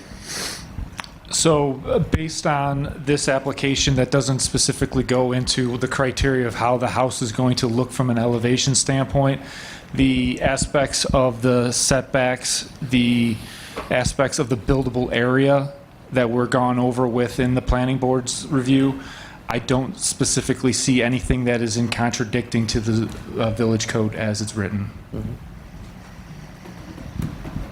Fellas? So I'll respond briefly to a couple of the comments. First and foremost, I want to make clear, protection of trees on a residential lot, in your code as it exists today, there is nothing. So I think Mr. Romanowski gets some credit working with the Planning Commission, listening to the input we received over the course of 3 previous Planning Commission meetings. We're making an effort. We're making an effort to preserve as many trees as possible. Will trees be removed? Absolutely. It's essential. There's no way to avoid that. 2, we heard comments about the need for an environmental impact statement. And as your attorney knows, that's a very precise term. What that means is that you would issue a positive declaration and then require an evaluation of alternatives. Absolutely does not apply here. By way of comparison, to be a type 1 action that would come with that presumption, this subdivision would need to be 200 lots. 200 lots as compared to 3 lots. We have provided the environmental documentation. We submitted the exact form that's called for by the New York State Department of Environmental Conservation, the short environmental assessment form. And again, Chris and his team submitted all the detailed technical plans. All of that documentation has been submitted previously. We heard some comments about my note, et cetera, et cetera. What I was referencing there were the very same comments you just heard from your code enforcement officer. Number 1, we're meeting the lot coverage requirements. Number 2, we're meeting the front yard requirement. Number 3, we're meeting the side yard requirement. Number 4, we're meeting the rear yard requirement. And then finally, again, this site is properly zoned. We're actually following the blueprint for the format that's actually specified in your code. That's the very reason we purchased this property. Again, we have negotiated with the Planning Commission in good faith over the course of 3 meetings. And then finally, one of the residents said, well, what is the job of this board? And you know what the job is. Basically, you review applications for compliance with the code. We meet the code, and as such, we're entitled to an approval. It's really that straightforward. With all of that being said, again, we've made that effort. There was one other comment about the garages. This was discussed extensively with the Planning Commission. And there's 2 alternatives. Traditional front-loading garages attached, which is the predominant character in that neighborhood, versus rear-load garages. As we discussed with the Planning Commission, rear-load garages would come at the cost of additional vegetation being removed. As you can only imagine, instead of an 80-foot footprint maximum, you'd have to extend further back. So we think that we've worked in good faith with the Planning Commission. And again, based on the code, not based on whether or not you're in favor of this project, in favor of the applicant, in favor of the residents, or in support of someone else, we're asking you to make a decision based on the code. Finally, I do want to note, Alliance Homes is not some out-of-town developer that flew in on a charter jet. They're our local builder. Aaron Romanowski, in fact, lives in the village, so they have pride in the village as well. They do deliver high-quality housing, and there really is this need for this housing on this particular location. So with all that being said, and based more importantly on the Planning Commission's recommendation, we are respectfully asking you to issue a negative declaration to grant subdivision approval.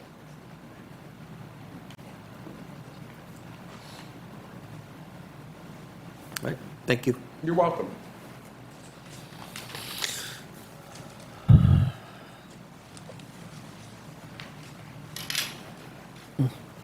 Jen? Sure.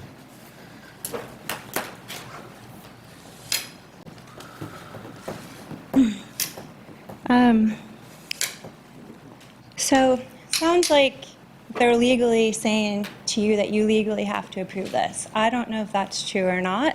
I'm not a lawyer. It also, they've said multiple times, like, nobody, again, what she had said, that nobody thinks these guys are bad people. This is what they do for a living. We just don't think this is the right spot for it, for this community. These are the decisions you have to take into place. And they said, this is why this property is here. It's zoned for this. Well, nothing's happened there for decades and decades and decades. These trees on there are over 100, I don't know, like 80, 100 years old. So if that was what that was meant for, why hasn't this happened sooner? So I don't really agree with that. And I'm not trying to be contentious or cause issues. I just truly, firmly believe that this needs deeper consideration and maybe just more looking into more of what is really going to be built there and get more information. And there is an environmental impact. That is the bottom line, the end, no debate, legal or not legal. It will impact the environment dramatically. Thank you. Thank you. Anyone else? All right. Can I get a motion to close the public hearing at 8:27 PM? So moved. Moved by Ernie, second. Second. Second by Grace. Further discussion? All those in favor? Aye. Aye. Opposed? Approved. Public hearing is closed. Can I get a motion to open a public hearing at 8:28 PM to consider projects for the Community Development Block Grant application? So moved. Moved by Grace, second. Second. Second by Steve. Further discussion? All those in favor? Aye. Aye. Opposed? Approved. Public hearing is open. Maureen, do you want to talk to this, please? So, for community development block grant funds, we have to have a public hearing to let the public discuss any ideas they have for community block grant applications. We are limited in the village because in order to do a community block grant application, you either need to be in a low mod area, which we do not have at all in the village. It needs to support seniors, which our seniors are run through the town, or you can use it for any kind of ADA work. However, it needs to be on something existing. It can't be on anything new. So we did look to see if it was something we could have used when we put in the bathroom, but they said that that was not a use that could be done. It has to be on something that is already existing in the village. We don't have any projects underway that meets. Next year, maybe But elevators in the police station? that is something that is being looked at, but we are not ready to do anything with that yet, so. So I don't know if any of the public has anything, Okay. suggestions of what they would like to see happen with that. Anyone from the public have anything for the CDBG grant application? Mary Ann? Can that be used for planning purposes? For what? Planning. Planning purposes. I don't believe it can be used for planning. I think it has to be a physical project, but I can look at it. Okay. What kind of planning project? Well, we've heard from the public tonight that there's concern about comprehensive planning for the village. So there's other funding for that, and Okay. the mayor and I have actually talked about that recently. Yeah. About that kind of being our next project. We've, got a whole new software system in that we're finishing, Right. and we are just rolled out these totes. So this is the next big thing kind of that we have Yeah. discussed maybe Updating our doing. plan. We do have a comprehensive plan, but it's with other agencies, so there was a discussion about Right. possibly Okay. doing Yeah, I something just new with wondered that. if it could be used for planning purposes or if it can be used, other thing that I heard is there's concern about architectural review within the village. working to change the code, if this grant can be used for those kind of planning purposes? No, It that'd sounds be- like this is physical. This is physical, and it's very much ADA senior or low mod, and we're not low mod, which is the biggest reason. If you're a low mod community, you can use it for a ton of stuff.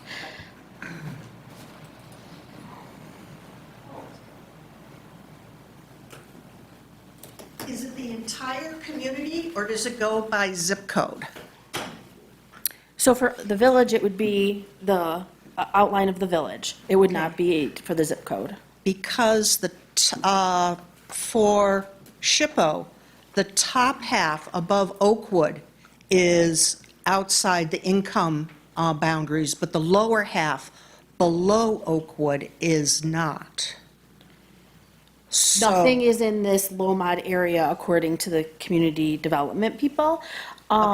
However, the thing we can do is, like, let's say we were doing something at Hamlin Park that was ADA, and there was a low mod area in the town, we could take a look at that, but again, we really just don't have any low mod areas. Low mod is really low. Okay, thank you. All right, anyone else on the CDBG? All right, can I get a motion to close the public hearing at 8:32 PM? So moved. Moved by Steve, second. Second. Second by Kristen. Further discussion? All those in favor? Aye. Aye. Opposed? Approved. That public hearing is closed. We have the sign regulation law, public hearing still open. Chris, anything you want to speak to that as far as where we're at with the process? I'd really like to get this off our agenda for good. Well, I got the comments from Liz, incorporated those. You all got them. Unfortunately, I know you haven't had time to look at them yet because you got them today. But other than that, it's done. So done, we have the finished copy. We'll have You have time the to look finished at it. copy. We can vote on it at the next meeting, if the board. Unless so you want to chooses. make changes, yes. Okay.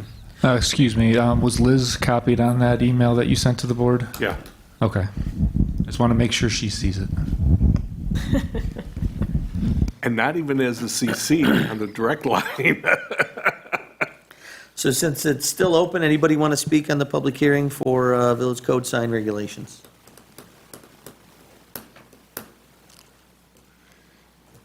All right. So leave it open? Yep. Right, till the next one? To you.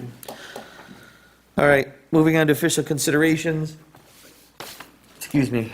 Let's see. Anybody want to make a motion? Oh, no, this is the 192 Oakwood.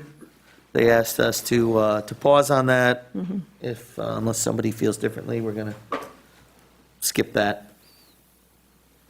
Okay. Same with B. Moving on to C. Anyone want to make a motion to consider approving a minor subdivision application for the vacant parcel at 0 Pine Street by applicant Aaron Romanowski of Alliance Homes?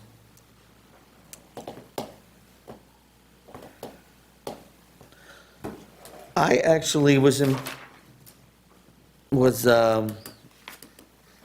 interested in what Mr. Best had to say, the architect and neighbor, as far as the revised plan harmonizing with the neighborhood, and insist on the plan, on a plan that treats Pine Street as another frontage with no vents or HVAC visible. Chris, that's not touched on, right, in your description as far as what the elevation's going to look like from The architecture? Pine, yeah, for house 3? No, I don't believe, I mean, Sean can explain better, but I don't think that's in the purview. Yeah, this board doesn't review architecture. Right, yeah. So we didn't submit it because it's Is there not. anything we can do as far as editing what the look is, what the elevation's going to look like from there? Not within your code. Right, it's not in the code, it's not in the code. And with the trees, It's not in the code, but it is in your purview to determine if the development alters the character of the neighborhood. Yeah, from a seeker standpoint, but you're talking about residential, that's already part of the comprehensive plan that, quite frankly, you know, East Aurora has been looking for housing for a very long time. Oh, absolutely. I just, aren't really there with that. He's got to come up and talk here if you're going to have. would you mind coming up? Joshua, I thank was you. just thinking that, and again, I'm not trying to be difficult, I was just thinking that you can make the argument in consideration for approving this minor site plan division to at least understand what's going to be built there is all. I think that's within your purview to see if it does alter the character, because you are considering if 3 parcels do alter the character, so it's not uncommon to just understand what actually they look like, is my argument. That's all. And I want to know, I know Mr. Best very well, and he knows this. I vehemently disagree with that. It's simply incorrect. What we did is we provided what's in your code. I mean, that's what we've done. In terms of seeker, and Mr. Best has represented many developers, including his own large multifamily project in the town of Hamburg. What we've submitted is more than adequate. It would be inconceivable that any board could find anything but issuance of a negative declaration on a 3-lot subdivision for a site that's properly zoned and complies with all setbacks. So respectfully, Mr. Best is an architect, not an attorney. He's incorrect. Do you have any? And by the way, I'm friends with Josh. We're asking for Still? subdivision. Still. There's no provision in your code that under subdivision approval, that talks about architecture. Do you have designs or models currently in mind? Pardon me? Do you have designs or models in mind We for have certain this? styles that we use, similar probably to what we do in Malden. We don't put HVAC equipment in front of the building. No, he was talking on side. Disagree with that, that's. On the side he was referring to. Because that one is what he's referring to, is your frontage Yeah, is you know, here. and your frontage is I'm here. personally offended by the notion of some out-of-town developer coming in. That house that's under construction on Walnut Street that you guys don't like is my personal house. Who doesn't like? On Walnut? Yeah, yeah, it's under construction now, it's my house. No, she was No, referring to it. She's not talking about that Maple house. She's and talking about the one on North and Comments- Maple. There were comments about that house being under construction. Okay. Regardless. Yeah, yeah. It just doesn't matter. No, it But- wasn't about but- what she liked. Again, we're asking for subdivision approval. There's no provision in your code for us to provide architectural drawings at the time that we do the subdivision approval. We just don't do that in a subdivision Right. environment. These are custom homes that we build as they go, with input from the customers, yes. Thank you, Mr. Romanowski. All right, bringing it back to the board. Have we gotten the short, I believe that you sent it to them. Have we, on the board, gotten the short environmental assessment form? It's attached, the. Yeah, I- You It's in there. I didn't should see it. have part 1. I tried to give you parts 2 It's a little- and 3, it's like a but I one can't get page. into my computer. Well, if you hit the Some- public hearing on the linked Yeah. agenda, the seeker part 1 shows up. Yeah, I'll it's check a little- again. it's My in there. computer died. Let me, It's the short form. And we use the short form Do you because have it is a list of actions. okay, okay. Do you see it? Yeah. Okay.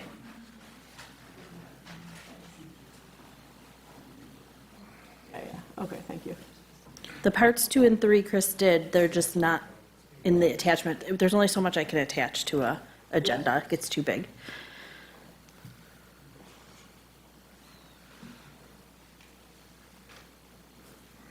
Oh, no, because that's 192 Oakwood.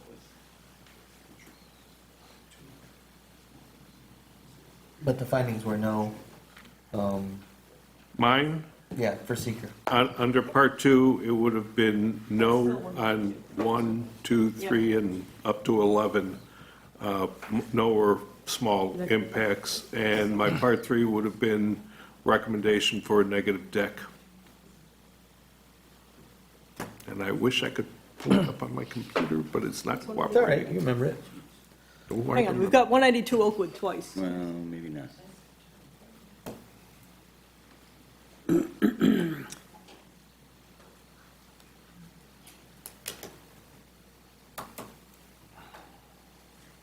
You guys should have all gotten in your email from August 4th from Melanie for the, Oh, is that the one to the for the planning commission? board. Yeah. Yeah, that's why I don't read the ones for the planning. Okay. It is attached to the agenda. The agenda has Just easier to 192 get to Oakwood it in on there here. twice. Really like the 192. Yeah, it's 192 Oakwood.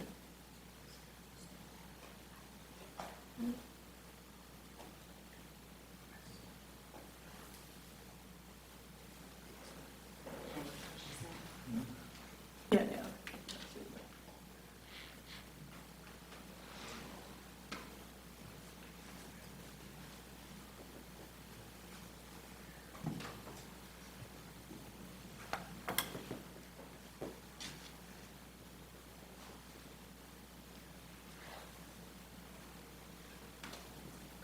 That's right, it was there twice, that CMAC was like that.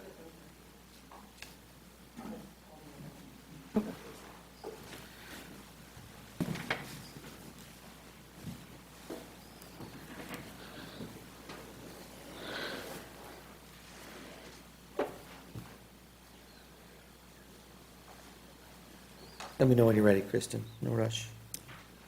Nope, I just found the email from the planning commission, but it's not on the agenda. All right, take a minute, read it, I'm going to run to the restroom. What was that I was looking at? 192 Oakwood was in there twice.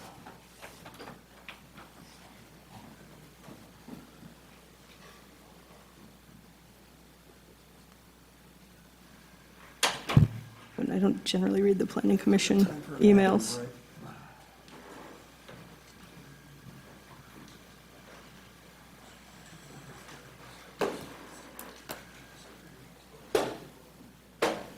There, okay.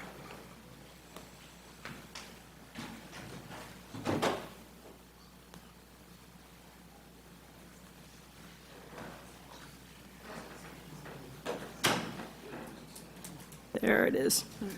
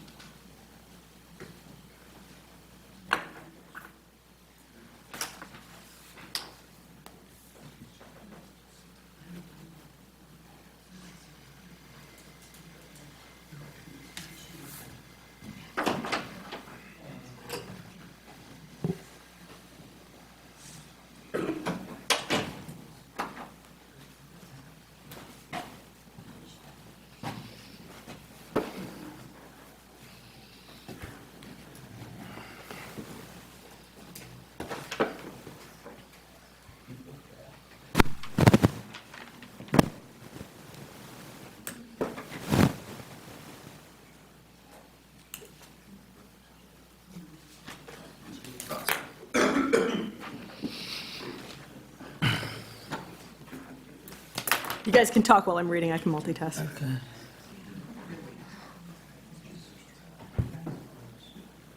People waiting for me to read, I read really quickly. Sure. I feel better. No problem.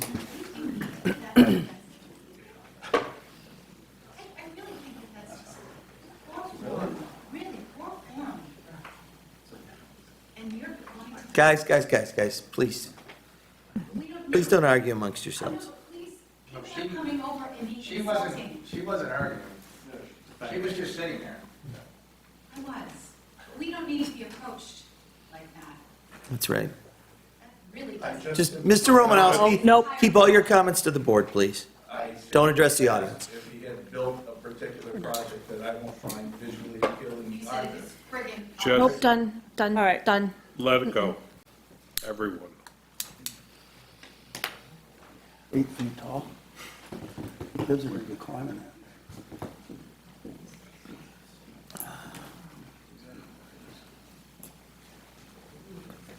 They can bury it down a little.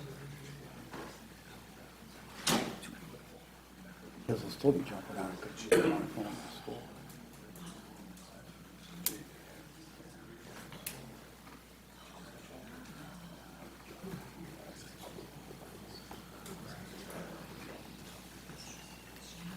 This is dark. Ready?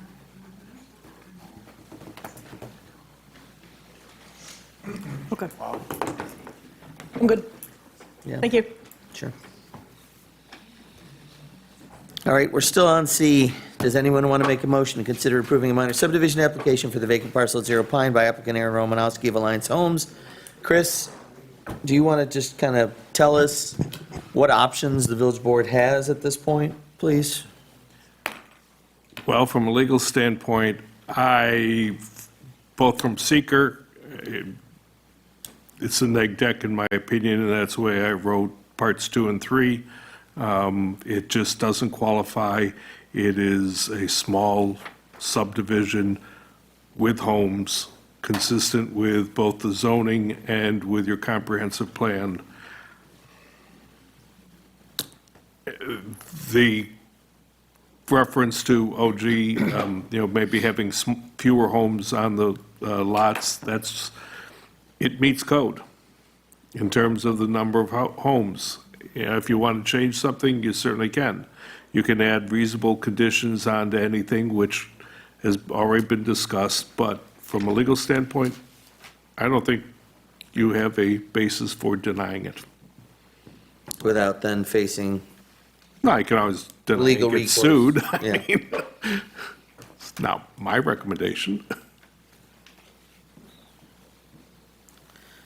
Like I said, I was at the planning commission meeting. That was over 3 hours long, the second one. And they went back and forth. These guys can attest to it. They went back and forth on netting out the conditions that the planning commission wanted to add, which are in the resolution, as far as the max setback and building envelope size and depth of the envelope, no driveways on Pine Street. Lot 3 driveway must be on the west side of the property. And no trees removed or damaged currently in the village right of way, and us being notified, if it gets approved, us being notified before they do any work. So we can make sure we mark and protect the trees in the right of way.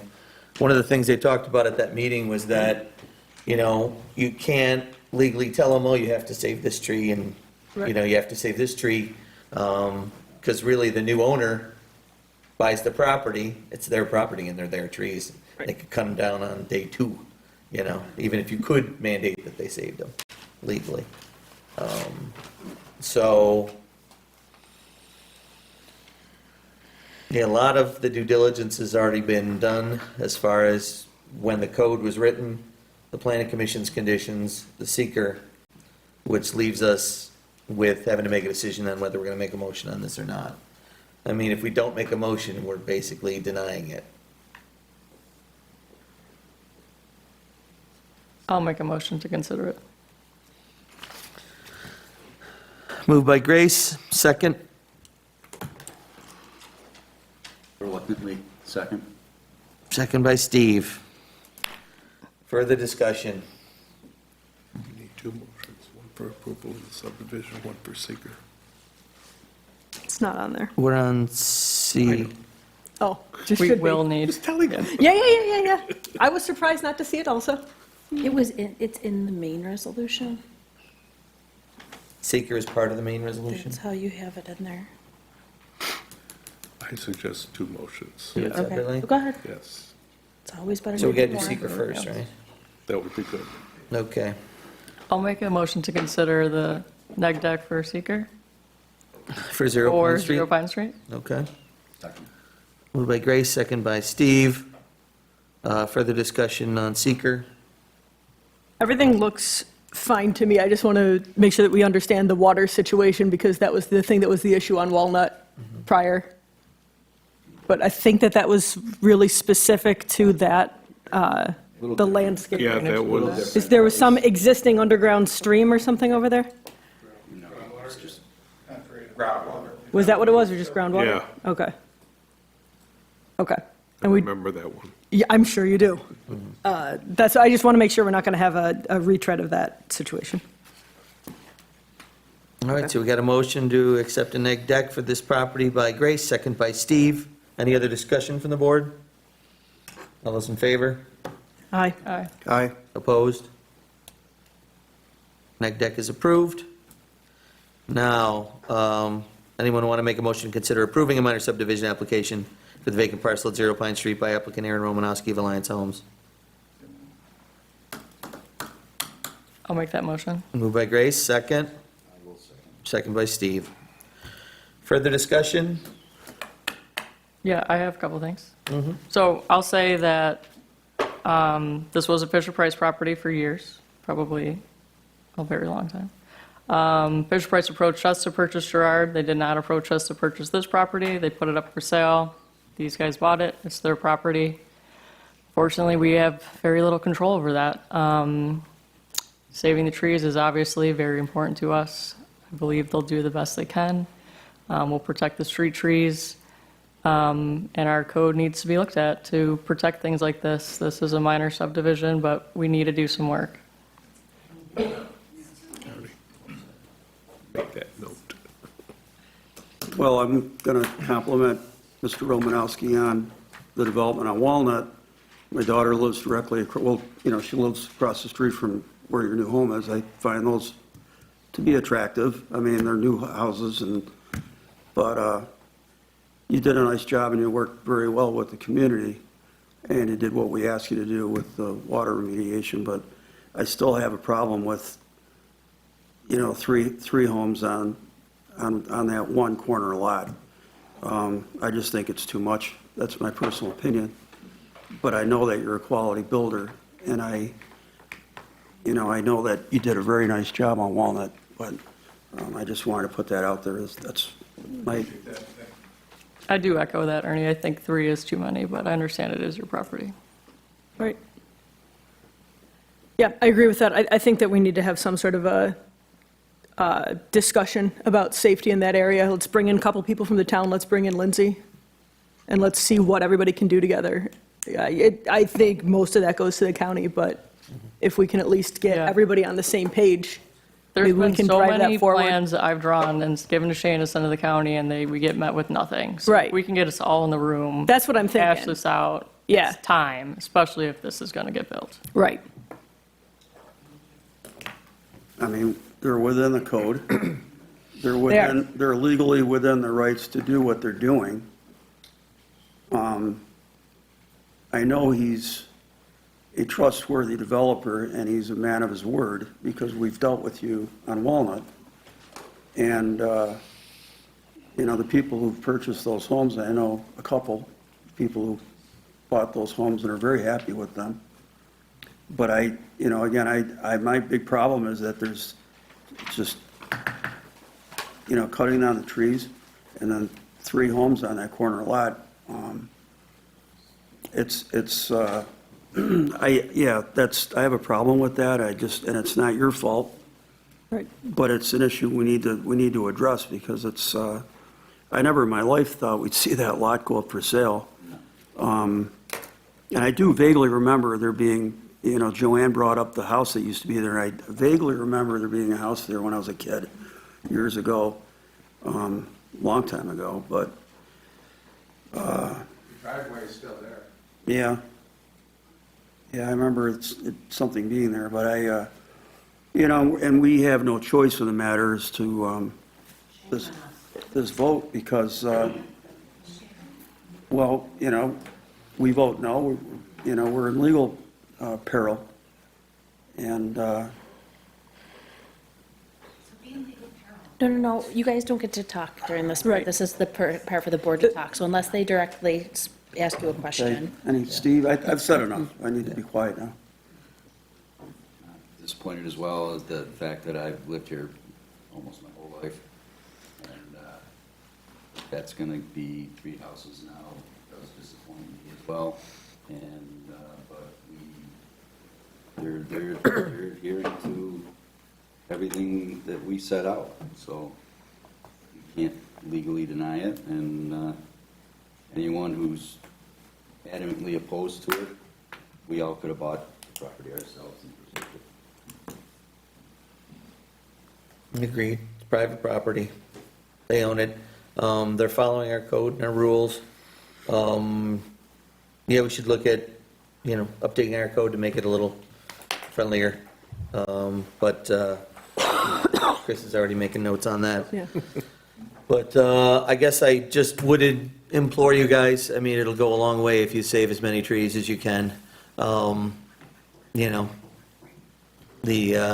And consider the view from Girard and the view from Pine, because that is an entranceway to the village, so hopefully that'll continue to not disappoint. Understood, in our best interest, the line here, right? It's in our best interest to keep the lots as nice as we can, raise those trees as we can. While we do the right thing in terms of the grading and landscaping that's been so heavily discussed here. Mhm. We understand. Yeah, that's it. I mean, people buy a tree, it costs so much for a little dinkus tree, and, these homeowners are gonna have these big, beautiful trees in the back, so hopefully they'll share the value of the trees they're gonna have on their property. All right, any other discussion from the board? No, we got a motion by Grace, second by Steve. All those in favor? Aye. Aye. Nay. Thank you. 4 ayes, 1 nay.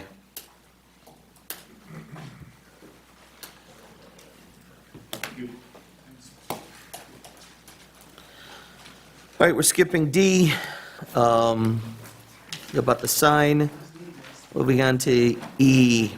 Consider referring to the Planning Commission November 13, 2025, a special use permit from Carner Development Group at 670 Main Street to convert part of the 675 square feet of the first floor commercial space for an indoor golf recreation facility. So moved.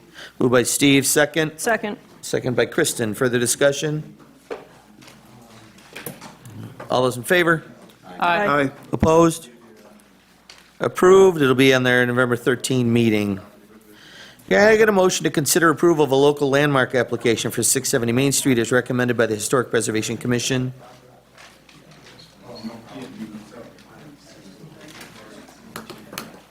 So moved. Moved by Grace, second.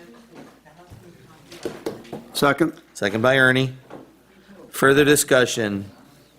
Yeah, I personally don't feel it meets the criteria unless we want to get further comments from Pete to change my mind. Period. I just don't think it stacks up. The suggestion from the last meeting regarding the national landmark status for the block or the Main Street area appeals to me much more, and I feel that both the village and the developer could be a win-win on that. Well, do you want to address that first? I don't know if you read the criteria two identified with historic personages. Seymour Knox is a stockholder, Aaron Merritt and Thomas Harris, architects. Merritt was an architect of several buildings in East Aurora, including the bridge that goes across Main Street, the railroad bridge. Abbott Gribbs of Griggs and Ball, he was the director and a founder of the East Aurora Country Club, along with the architect Abbott Gribbs. The architectural style, classical revival. Styles do not have to hit, a building does not have to hit every element of an architectural style to be part of the architectural style. Building has the lovely curved arches on the side of the building. It has the dentil moldings. It has its original fenestration. That is the openings of the windows. Familiar. Okay, so it meets all those criteria. Fenestration, does that just go by window layout, door layout too? The pediment, the pilasters that are gone? No, that's not fenestration. Just the window openings? Fenestration, I'm talking about the openings of the windows, that curved brick archways, the original opening size is what I am talking about. Yeah. It is an example of commercial classical revival. It does not have to hit every check mark under classical revival. I don't see, I thought that the also, not to be argumentative, but my understanding of the architects, it's supposed to be an architect of significance within a movement, not just, hey, they built this and that in our town. Okay, Of course, they're a it local is- architect. One moment, please. They're a local architect, and they built multiple buildings within our village. However, Merritt was not a significant architect within a movement. It wasn't like a solid. This is a local landmark. He is significant within a local area. Okay. If I could, Peter Sorgi, on behalf of Carter Development. This is the code right here. We just had a long discussion there with The 5 points? my partner about, Sean, about, meeting the code and what the code says for your last decision here.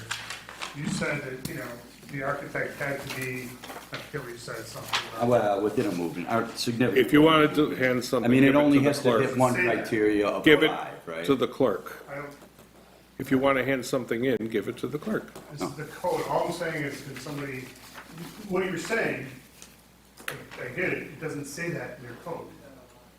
It doesn't. Can I get Well, he said it? that's if, Give it to the clerk.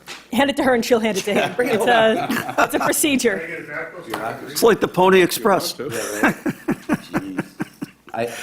I understand where you're coming from there, Pete. I don't know if that's specifically worded that way or not. Well, you'll see in a second. It's a 30-second read. So Marianne, it was my understanding that the one HPC member who abstained or voted against it, and SHPO, the state's denial of their designation for this property, were both based more on procedure, Yes. really, than actual Yes, content. yes. You know. They're both based on procedure. It says, what you just gave me regarding specifically the architect, the work of a designer whose work has significantly influenced an age. Okay. He's a 1910, he's an early 20th century architect. He is I'm known not for gonna- the architecture you of have the to hit early just 20th one of century. these anyway, right? Yeah. Is what the code is, to be specific. No, it's after So number I just say, my opinion, my opinion, and I haven't been convinced otherwise, that the architect is not. And I don't believe it. I think it has special character or historic aesthetic interest or value as part of our cultural, political, economic, social history of the locality, region, state, or nation. And the personages, the fact that I get it, you're saying, and you keep likening back to it's a local, not Seymour Knox. Embodies and distinguishes characteristics of an architectural style. Nationally known. You could pick one item and have that happen. And it's not a unique location or a single no physical characteristic. You're not selling me. I'm sorry. That's just my opinion. Can I pick that back up? Does that have to go back? Here, may I touch this? Go ahead. You can give it to him. Thank you. It's a one-way street. I mean, just, first of all, I just want to submit for the record. So I talked at the last meeting about previous ones that you've done. So I'm going to submit here. Sorry.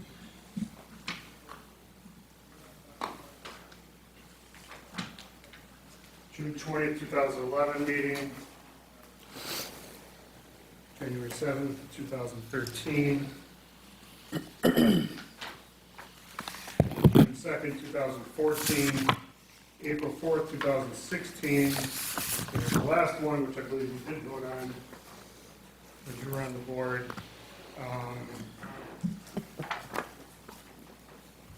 May of 2023, if I can just submit those for the record. So the last 5 times you've had a local landmark status come before you, they've been approved at the first meeting. One of those is the Mandela School, another one was a bed and breakfast, one was a house on Center, the 2 homes across from Pasquale's during that era, those type of things. So these things have been routinely done. But I think it's important to understand, I think Mayor Mercurio said last time, well, this is somewhat about the money, or just about the money, or something like that. No, I And, said that, but make What your did you point. Make your point, Pete. well, Peter, I'll read you what you said if you want me to. What's your point? My point is that you said something to the effect of, this is just to get tax credits. Okay? I haven't What's your point? transcribed. So, can I just finish? Yeah, I'm waiting for you to finish. Go ahead. My point is, and I want to submit this for the record too, this is the transcript of October 5th, and the transcript of September 15th. October 5th is when you said that. My point is, we've heard so much from these people about character, the character of the village, the character of this. You have a developer who is trying to adaptively reuse a building, okay? They're trying to do that. Tax credits are a tool to do that. It is not an easy thing to do. There was not a lot of developers lining up for that.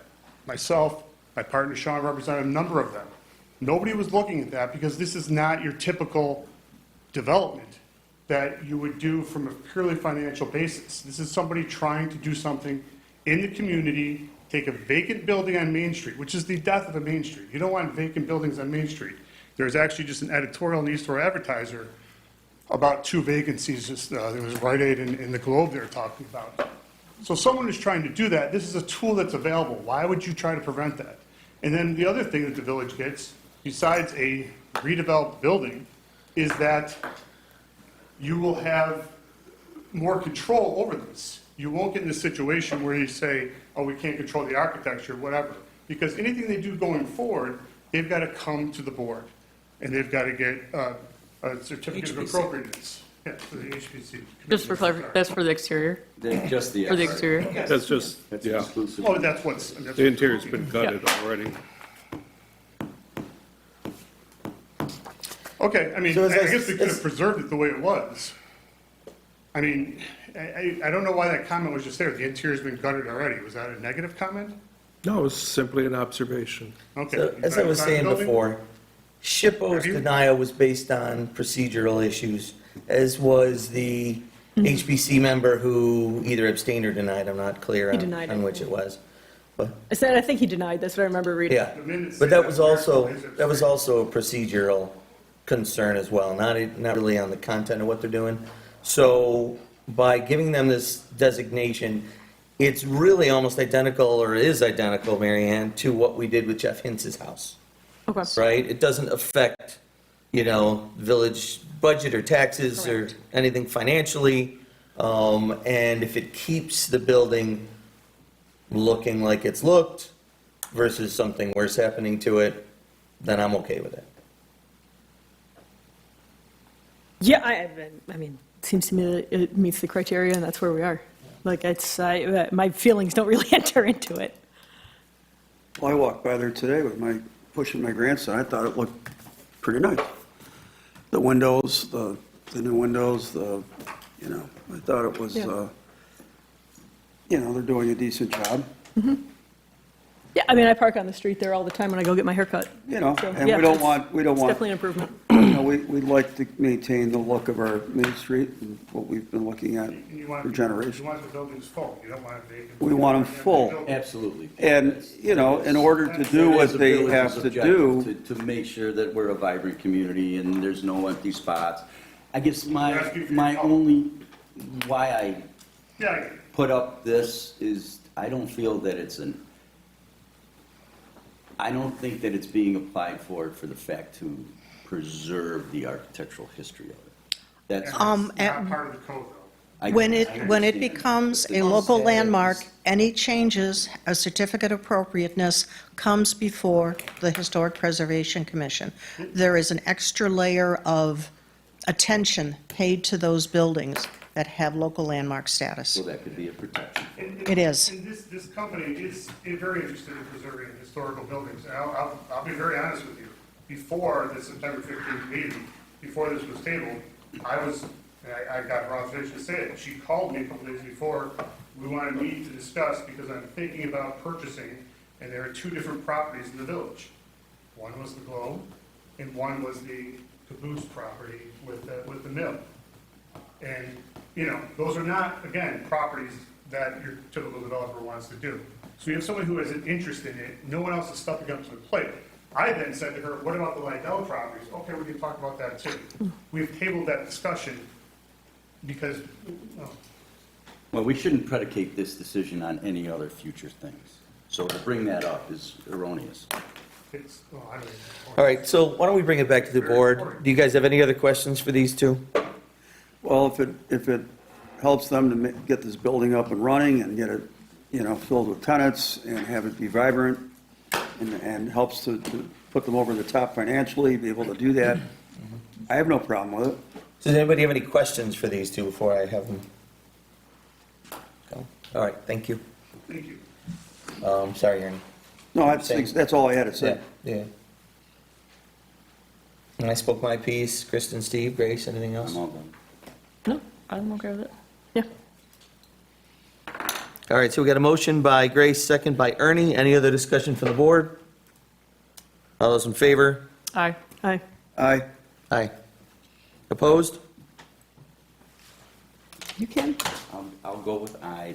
I'll yes to the Seymour. 5 ayes. Approved.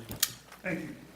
Can I get a motion to consider permission for the building department to refer the violation of Amy Sue Martin, 51 Payne Street, to the town prosecutor for judicial court action?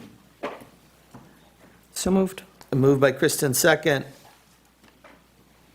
Second. Second by Grace. Further discussion? Rich, please?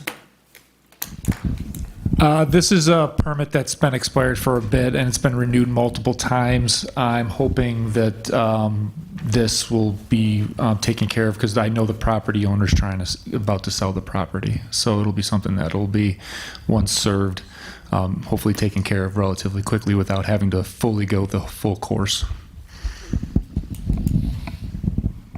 All right, moved by Kristen, second by Grace. Any other discussion? All those in favor? Aye. Aye. Opposed? Approved. I get a motion to consider a resolution to designate the polling place and hours for the village elections on Wednesday, March 18, 2026, from noon to 9. So moved. Moved by Ernie, second. Second. Second by Steve. Further discussion? All those in favor? Aye. Aye. Opposed? Approved. Let's see, can I get a motion to consider a permission for the mayor to sign an intermunicipal agreement with the town of Aurora for 2 Bridge New York culvert replacement projects, 5765.46 and 5765.54? Anyone want to make that motion? So moved. Moved by Ernie, second. Second. Second by Steve. Further discussion. Jeff and Maureen, you want to tell us about that, please? I can just say that the agreements are the same verbiage as the last agreements for the other culverts that were, the last 2 that were done. This is the same ones for the next 2 culverts, and Jeff, what are they? The bridge, the culverts? Yeah, the It's two. going to be Shear Avenue and Brook Lee. Okay. We're going to end up with the same sort of slope that we have with the Church Street one? I hope not. Yeah. Because why that, did- I why don't did like that from a happen? safety I was looking at standpoint. that today. I'm like, what the heck? What's is- with that pitch? I saw No, that. I've been watching them do it. I thought maybe there's something they were gonna Why try. did Dave Gunner do it that way? I'm not answering. Well, my No, 12-year-old I brain think was there like, was an issue with the DEC. They wouldn't allow them to remove creek bed, uh and they got that after they ordered the culvert. So that's why it's so high. Is that going to be a problem plowing?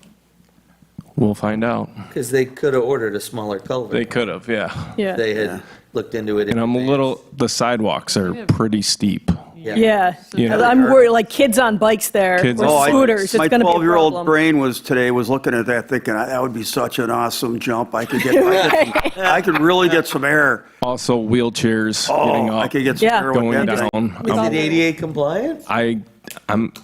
I don't believe so. I mean, I what was is- going to talk to Liz Yeah, about what it. is it? It's 4 inches per, how many feet drop? Trying to remember what it is. 8%. Is it? 8%? So is that something that someone should bring up to the town? Yeah. That would be great. I want to make think sure this so. doesn't happen on the next couple. Yeah. I mean, the East Fillmore one looks great. So, But they had years to design these. Yeah, all right.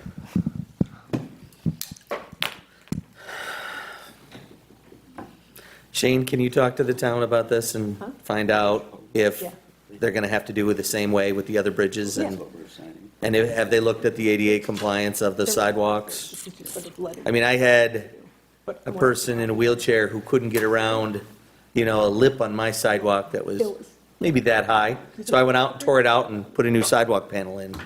This is a pretty significant pitch. They can do that. Thank you. It can't be safe. There's no way. All right, so it's Imagine moved by, the state would approve that if it's a state project and state funds. I don't think the state's looking that closely at Yeah. the We're pitch now of the offer road skating after a on Church bridge. Street, Yeah. You know? A little kiddie slope, rec department can use it. Winter carnival, they can do a little snowboarding. Jeez. what can they do? Keep it closed and swap out the, swap out the culverts? Yeah. Moved by Ernie, second by Steve. Any other discussion? All those in favor? Aye. Aye. Opposed? Approved. I get a motion to consider approving a temporary use permit for the Buffalo Bills applicant Katie Jordan, Thursday, November 13, 2025, from 5 to 8 p.m. for the Hallmark movie premiere and parade of the cast and players.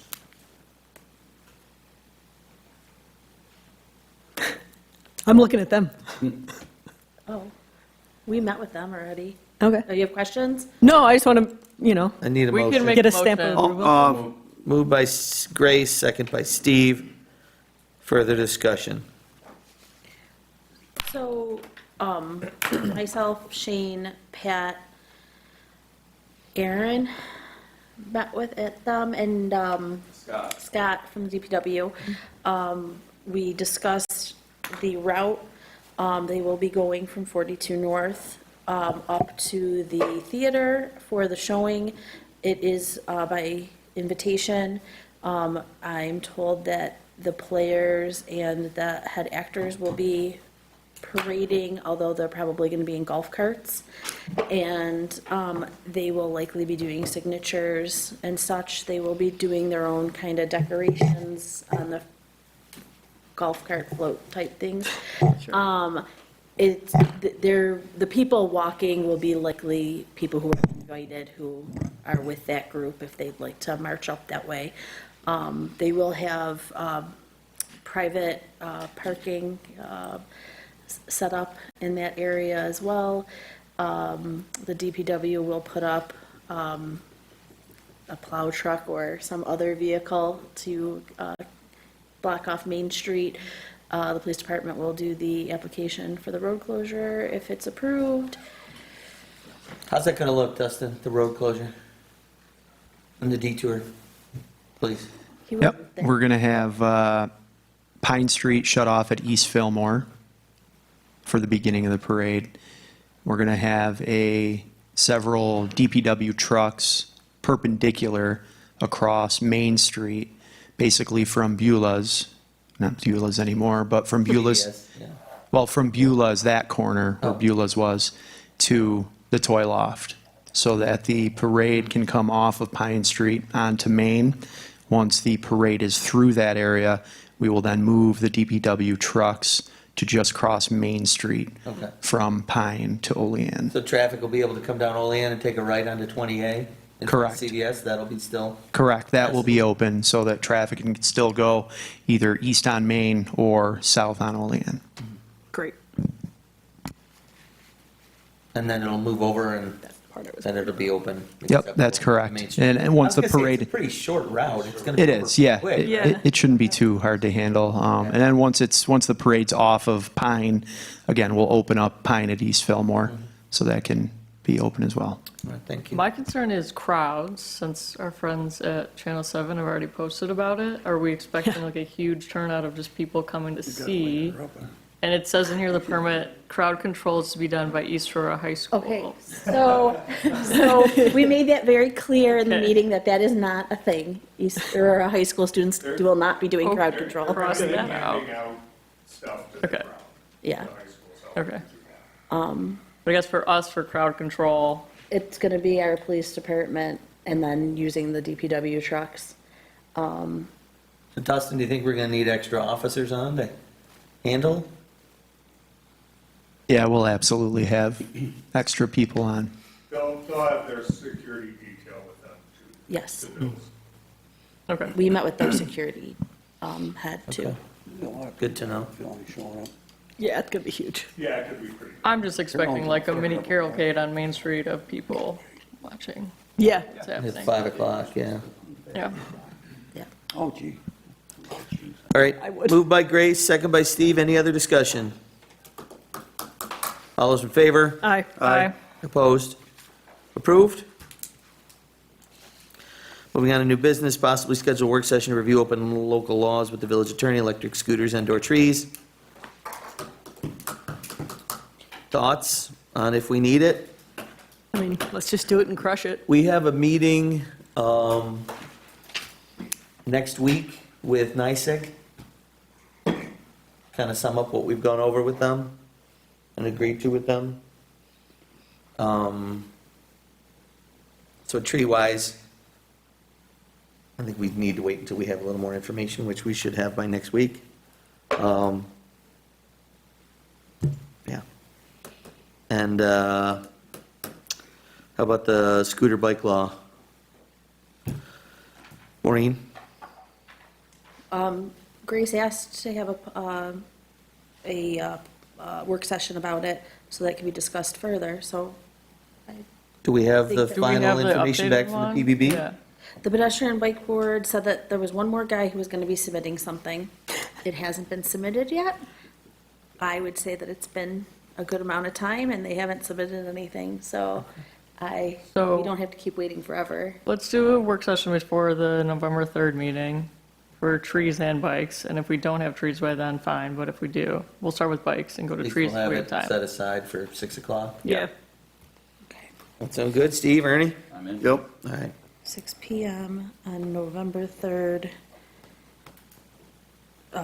Bikes first, Yep. trees if ready.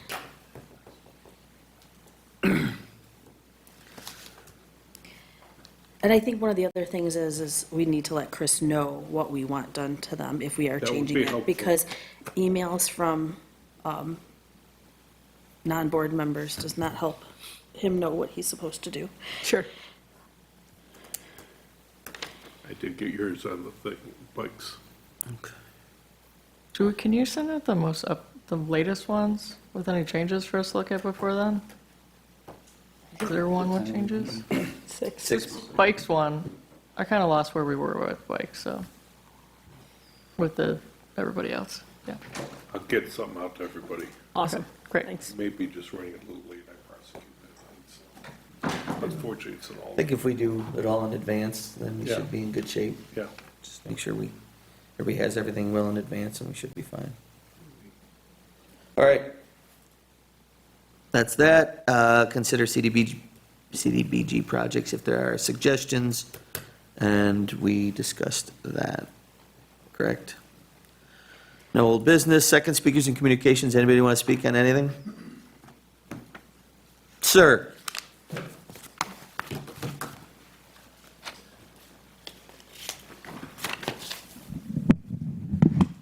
How you guys doing? Fantastic. Yourself? All right, good, thanks. Well, I gotta say, if you guys felt good about approving that subdivision after all of the discontent, I'm sorry, I need your name and I'm address. sorry, Dave Simeone, 121 King Street. Then, I don't know, I'd have to question your motives a little bit, guys. But listen, the hired guns were right. You guys couldn't do anything about it. The code is the code, and you were powerless even if you didn't like it. So, that brings me to kind of what I wanted to say. You guys have an opportunity here. You can put protections in for green space for trees in the face of development if you want. Or you could not. And then, everything about we like the trees, we're here for the trees is just kind of lip service, and you're just going to get your lunch eaten by these lawyers every time they come up. So, Grace, you mentioned it. Pete, I think you echoed it. I think it's a good idea. I think you guys should really get serious about it because it would help me in my capacity. It'll certainly help you guys for future decisions. Thanks. Agreed. Thank you, Dave. Can we maybe add that to the work session, a discussion about possibly doing it? Changing, updating our code. Yeah, to include green space, because I don't want to be in a position like this. I don't want this coming up again. I don't know that I'll be here. I think but- we added some I mean, of that I don't the want last future, time. I don't want future trustees to be in this jam where this kind of thing happens again, and you're like, I just don't like this feeling of being powerless. It's the same kind of feeling I had with the tree trimming situation, where you feel like your hands are tied and there's not a lot you can do, and the lawyers over here, you know, they're not doing anything wrong. They're, you know, it's there. It's very clear what they can do and can't While we're do. doing that, let's also close the loophole that allowed that house on Maple and North Street to. Yeah. Yep. Yeah, How did that- I mean, this is, really want so, We you know, need to tighten up so that code feels comfortable, right, not approving that kind of project. And they know that they have the legal basis to do it. yeah, because I think, you know, unfortunately, we're victims of our own success in our community, the community that I grew up in, which is very much a middle-class community. It's not that anymore. And it's no longer that kind of town, and there's a lot of money coming in, and there's a lot of money to be made on development, and, you know, we need to adapt with the times, you know, and this is all catching us off guard, so to speak. You know, we're not the town that nobody wanted to be in. I think's part of the one that I have to look at every day at North Street and Maple. We need some help from maybe Marianne or Rich and Liz with what would help prevent that. I know Liz has talked to me about it, and Marianne, I know you are very well versed in that too. What is it, side yard setbacks? Is it height requirements for residential? Is it those kinds of things? We need to know what needs to be put in place to help protect us on that. I understand that is more of a renovation turned not renovation, but Yeah. We got to change the definition of a renovation. Yes, and that's what Liz has really been working on. That was a case of a builder doing a workaround, so it would not have been considered a demolition. And with your work sessions, and in changing the code, I'd suggest discussing if an architectural review board is something that the village should have, because a review board would have taken care of the house on Maple. It would have reviewed the new builds done by Alliance Homes. And we have, another thing is, you know, where are the infill properties going to be? You know, if a house burns down, and we've been fortunate where people have rebuilt to look like the previous building, but that infill, there's nothing to stop them from doing whatever design they would like. And an architectural review board would have some control over the ambiguous character that we talk so much about. But see, this is what I'm talking about. Like, this has happened in other communities that were stoutly middle class Yeah. with normal-sized homes. Right. And then suddenly, there's wealth, there's money coming in, real estate prices go up, and those little houses, and you see it like in Connecticut, places like that. Somebody comes in, knocks down a little house, puts in a giant house, you know, or out in Long Island, it happens all the time, you know? Right. Little home on, you know, near the beach, and next thing you know, you got a 3-story house. We're just starting, I think, to get the taste of that. Yeah. Where you could take a little lot like that no one would have been interested in the 1970s when I was growing up. Yeah. Maybe put a ranch house on there or something. But now, that's 3 lots, and there's money to be made. That's, you know, or the Maple North situation. Yeah. We'll just put the heck with the Cape Cod, we'll put a giant house here. Right. And that's actually one reason why it's good that there's 3 smaller buildings going in at the corner of Girard there, because they will be smaller houses rather than one large house, which could have been done there. You know, it's one of the ways to do this is to have local preservation, local landmark districts, where the exterior changes on buildings is subject to approval. And we have that already in our code. And for our commercial district of Main Street, a National Register district would also give incentives to developers to take those empty buildings and turn them into something profitable for the village. So there are tools that are available. We need to get together and decide how to use them. Thank you, Marianne, for all the work you do. question, Rich, about the one on Maple, now that that came up. So how did that happen? I mean, so that one wall that was there, lamely propped up, and then all of a sudden they built around it, now it's not there. So it really was a demolition. So what teeth do we have to say, look, you totally destroyed it, or is there not? Well, I would say that the way that application was submitted under the current code, there was nothing that we could specifically do. It was means and methods of the general contractor not showing their walls correctly. In regards to what we've done, I've seen the edits that Liz has done to Article 112 in regards to demolition for substantial improvements or modifications to help with regards to that, where if someone were to do more than 50% of the exterior or roof or an addition that it makes the residence 50% larger, requires the aspects of demolition and/or additional requirements through whatever process that's required by the code, whether it be through HPC or something other. I lost you there at the end. In regards to if it's a historical, like if it's a landmark, it goes through HPC for certificate of appropriateness. Otherwise, the aspects of the modification allow us to have the ability to specifically say that there's a demolition permit per se that's required, not just something that our office has previously done where if you do a building permit, the demolition is a part of said permit.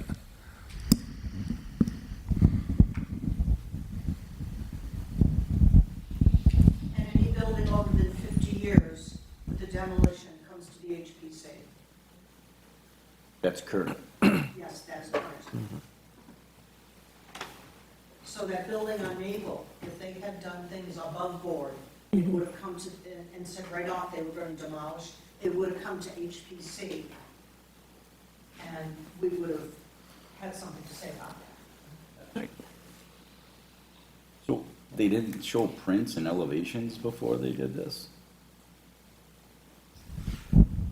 I can't speak to what was provided in the permit documents. I did not do that review. I would have to assume that those documents did indicate existing walls to be remaining, and then obviously the aspects of what they were adding to the dwelling itself.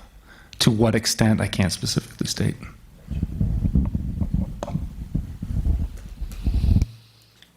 All right, second speakers in communications. Anyone else want to speak? All right, closed. Department head report. Lieutenant Waldron.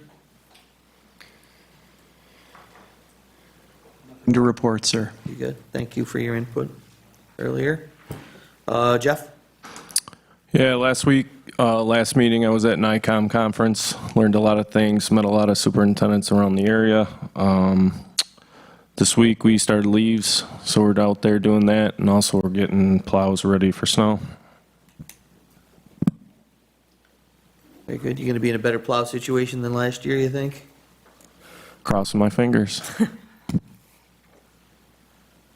All right. Rich? Nothing this evening. Very good. Shane? Just one thing, that meeting with NYSEG is actually on November 6th, not next week, it's a week after, at 10. Kristen, it's a Zoom call if you want to join us. Thank you. And that's Okay, it. so no tree work session Yeah. on the 3rd. Oh, it's what day? November what? 6th. November 6th. So we'll schedule something after that date. Yeah. All right. Anything else, Shane? No, that's it. All right. Maureen? The capital committee meeting will be this Thursday. If anybody has any projects they want us to consider, I did send you guys the outline from last year. And if there's anything you'd like to consider, I did meet with the department heads over the updates they individually wanted. It'll be provided to the capital committee, and then they can decide to meet with the department heads or not, or however they want to go about setting that up. So if you do have any projects, if you could get them over. Thank you. Excuse me, Steve? I'm all set. All right, Kristen? I do want to talk about how to move forward with meeting with Lindsay and some people from the town about how we can improve safety on Pine Street and in that whole area. So what do we need to do to get that rolling? We could set up a meeting with me and you and Lindsay and see, reach out to Chuck and see who wants Could to I be a come part of over that to town. too? Since Sure. I've had a lot of And Grace. conversations Yeah. with Mo and Joanne. Me, Grace, Perfect. Kristen. They're not kidding when it's pulling out of Lawrence there, because I have my 94-year-old friend down off of Pomander, and I've had close calls pulling off of Lawrence on the Pine. It's not fun. Cars come whipping around there, and Yeah, no, it's a bad place for a street to be coming out with Yeah. with the blind turn. It's right there. nice and smooth. I didn't even consider the hill she was talking about. But yeah, Yeah. my folks are on Warren, so I'm pulling out of Warren every day. And traffic's moving faster than it was when it was a construction zone, so we need to have a better solution for that. Four-way, Gerard, Lawrence, Pine Street Extension. Giant traffic circle. Yeah, maybe. Or like a figure eight. Joanne will give up a piece of her little corner for one, I'm sure. Yeah. Yeah. So yeah, why don't we get the three of us? I'll do my best. My schedule is crazy. We'll work with it. Yeah. You might. Even if you gotta jump in virtually. Oh, Zoom, yeah, perfect. Yeah, we can do that. All right, good. The other thing, yard waste. What are our options at this point? Like, I have a fairly large limb that came down off a tree just after the brush pickup stopped. I'm not wrangling it into my trunk. I don't know that I can even wrangle it into the tote, and even if I could, it would pierce a garbage bag and have a mess. So what's the definition for yard waste? We're talking grass clippings, basically, weeds and such. Because we still do brush mulching and that kind of thing. But only through October 14th. Yeah, so when we start leaves, the chipper truck is turned into a leaf truck. But we do try to get out before the snow falls to pick up any brush piles that are out there. Well, that's what I'm thinking. Like, even when the snow starts, there are a lot of limbs that come down and stuff, Right. tons of branches and things like that people would have normally tossed into like a garbage can and taken out. So nothing can be loose in the tote. So if it's grass clippings or anything like that, it needs to be in a bag. Whether it's the paper bag or whether it's a plastic bag, it does have to be bagged. But Right. it can go in the tote. So if you have branches and it's past brush pickup, what do we do with them? You'll have to hold on to the branches. You can drop them off at the Campfire. DPW for yard waste if that's what you wish to happen.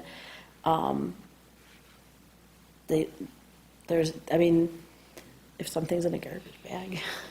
Well, what we would have to consider maybe is, do we want to do some sort of, yard waste collection bi-weekly? I think we need to just look at what our options are and see what it would cost and see where we are.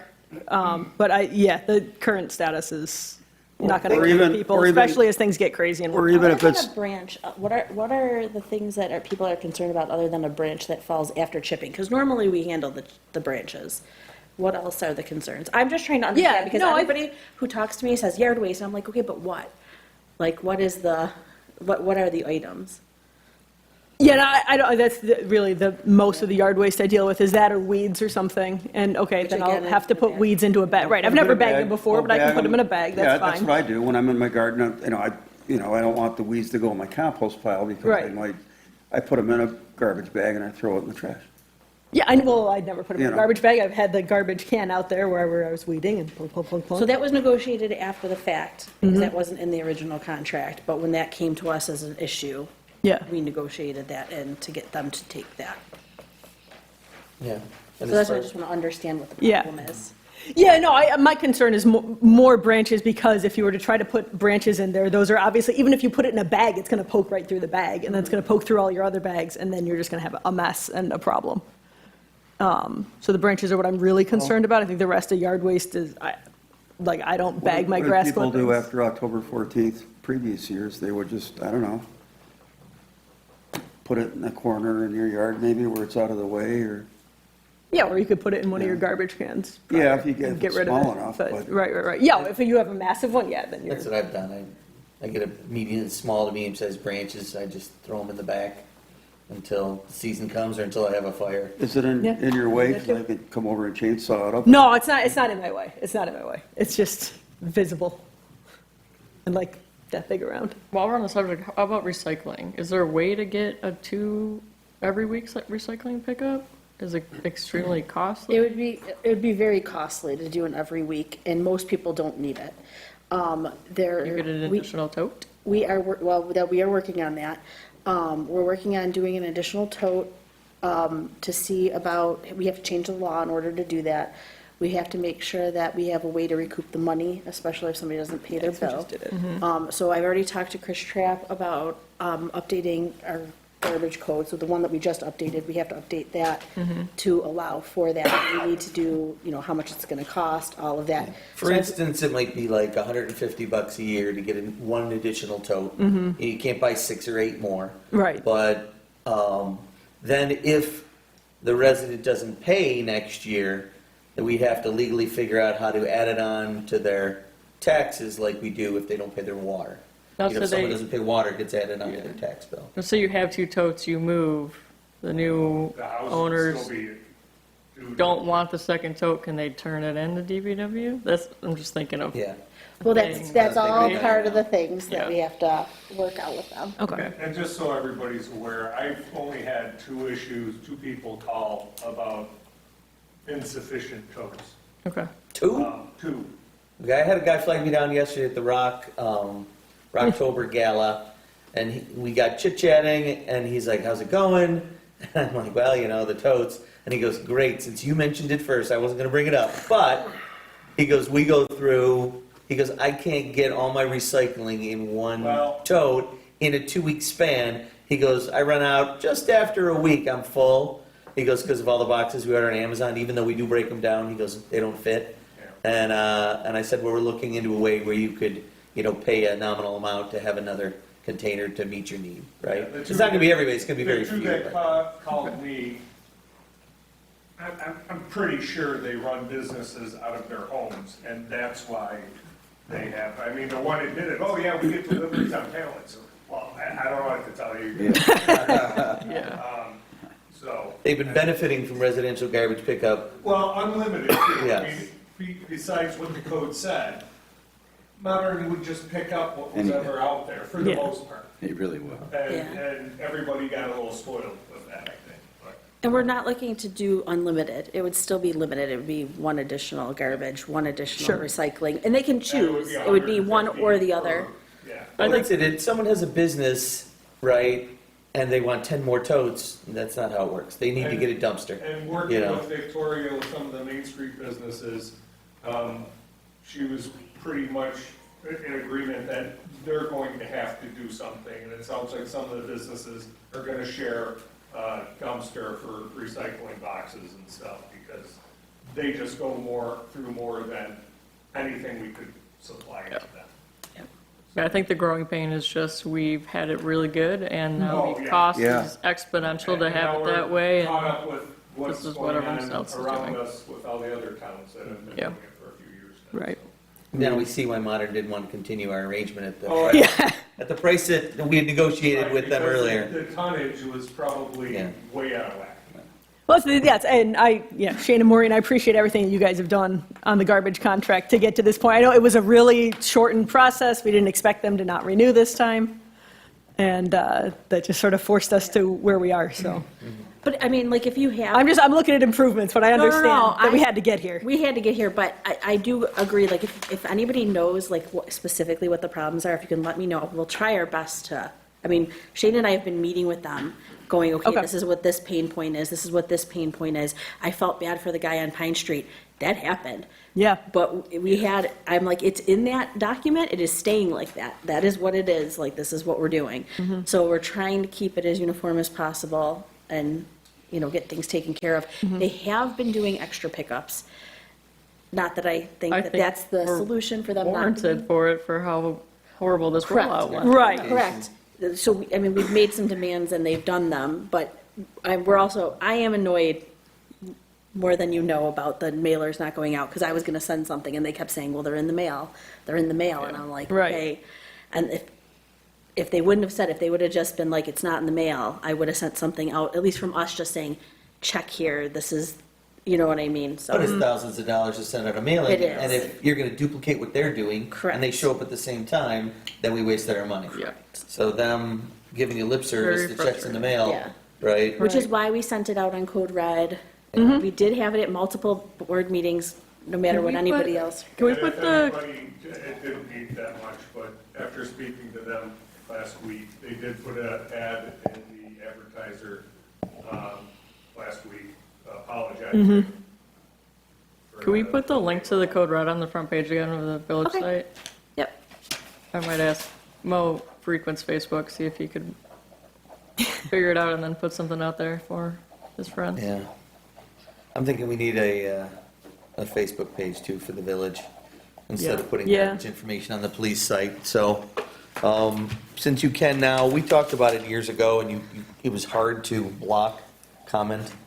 But if we do it now, you can, the police site is able to do it, so. Right. We're gonna figure out a way to roll that out as well, just as a better way to communicate. But again, I've had people call me and say, please don't just think that Facebook is my only source of Yes. information. If Right. Make sure you let us know. Maybe we need to figure out a renewed way to get Code Red adopted by more than the several hundred, I think, Right. that are now signed up for it. We're paying for it, so might as well Yeah. publicize it. All right, very good. Well, Kristen, anything else? That's it, thanks. 6 months from now, nobody's going to be talking about garbage cans anymore, but I wanted to thank Shane and Maureen and the office for all the work you've done trying to get this, and the frustrations you've had to deal with, and the people calling, and people have asked, you know, like, well, you know, I'm going to run out of room in my recycling. Well, have you talked to your neighbors? People got to get a little more creative too in the public, like, you know, we occasionally, you know, we've had extra garbage, and you know, you talk to the people across the street, you know, who don't have a lot of garbage to put out, and, you know, you sort of work it out, you know, people will figure it out. I do that with my neighbors. She'll be like, You know? hey, she goes, how many cans you putting out this week? I got a couple extra. I'm like, Yeah. sure, put them on my side Because of the people will street. figure it out, it'll work, it'll wash itself out, it's just but thank you very much for all the effort you put into it, and, you know, being the front line, you know, dealing with this, and it's frustrating, so I thank you very much, and that's all I have to say. Yeah, good point. We've One had to more put out a se- lot of fires. I was gonna say, one more suggestion, because I didn't realize people didn't realize this. I grew up in a family of 6. You had to compact everything.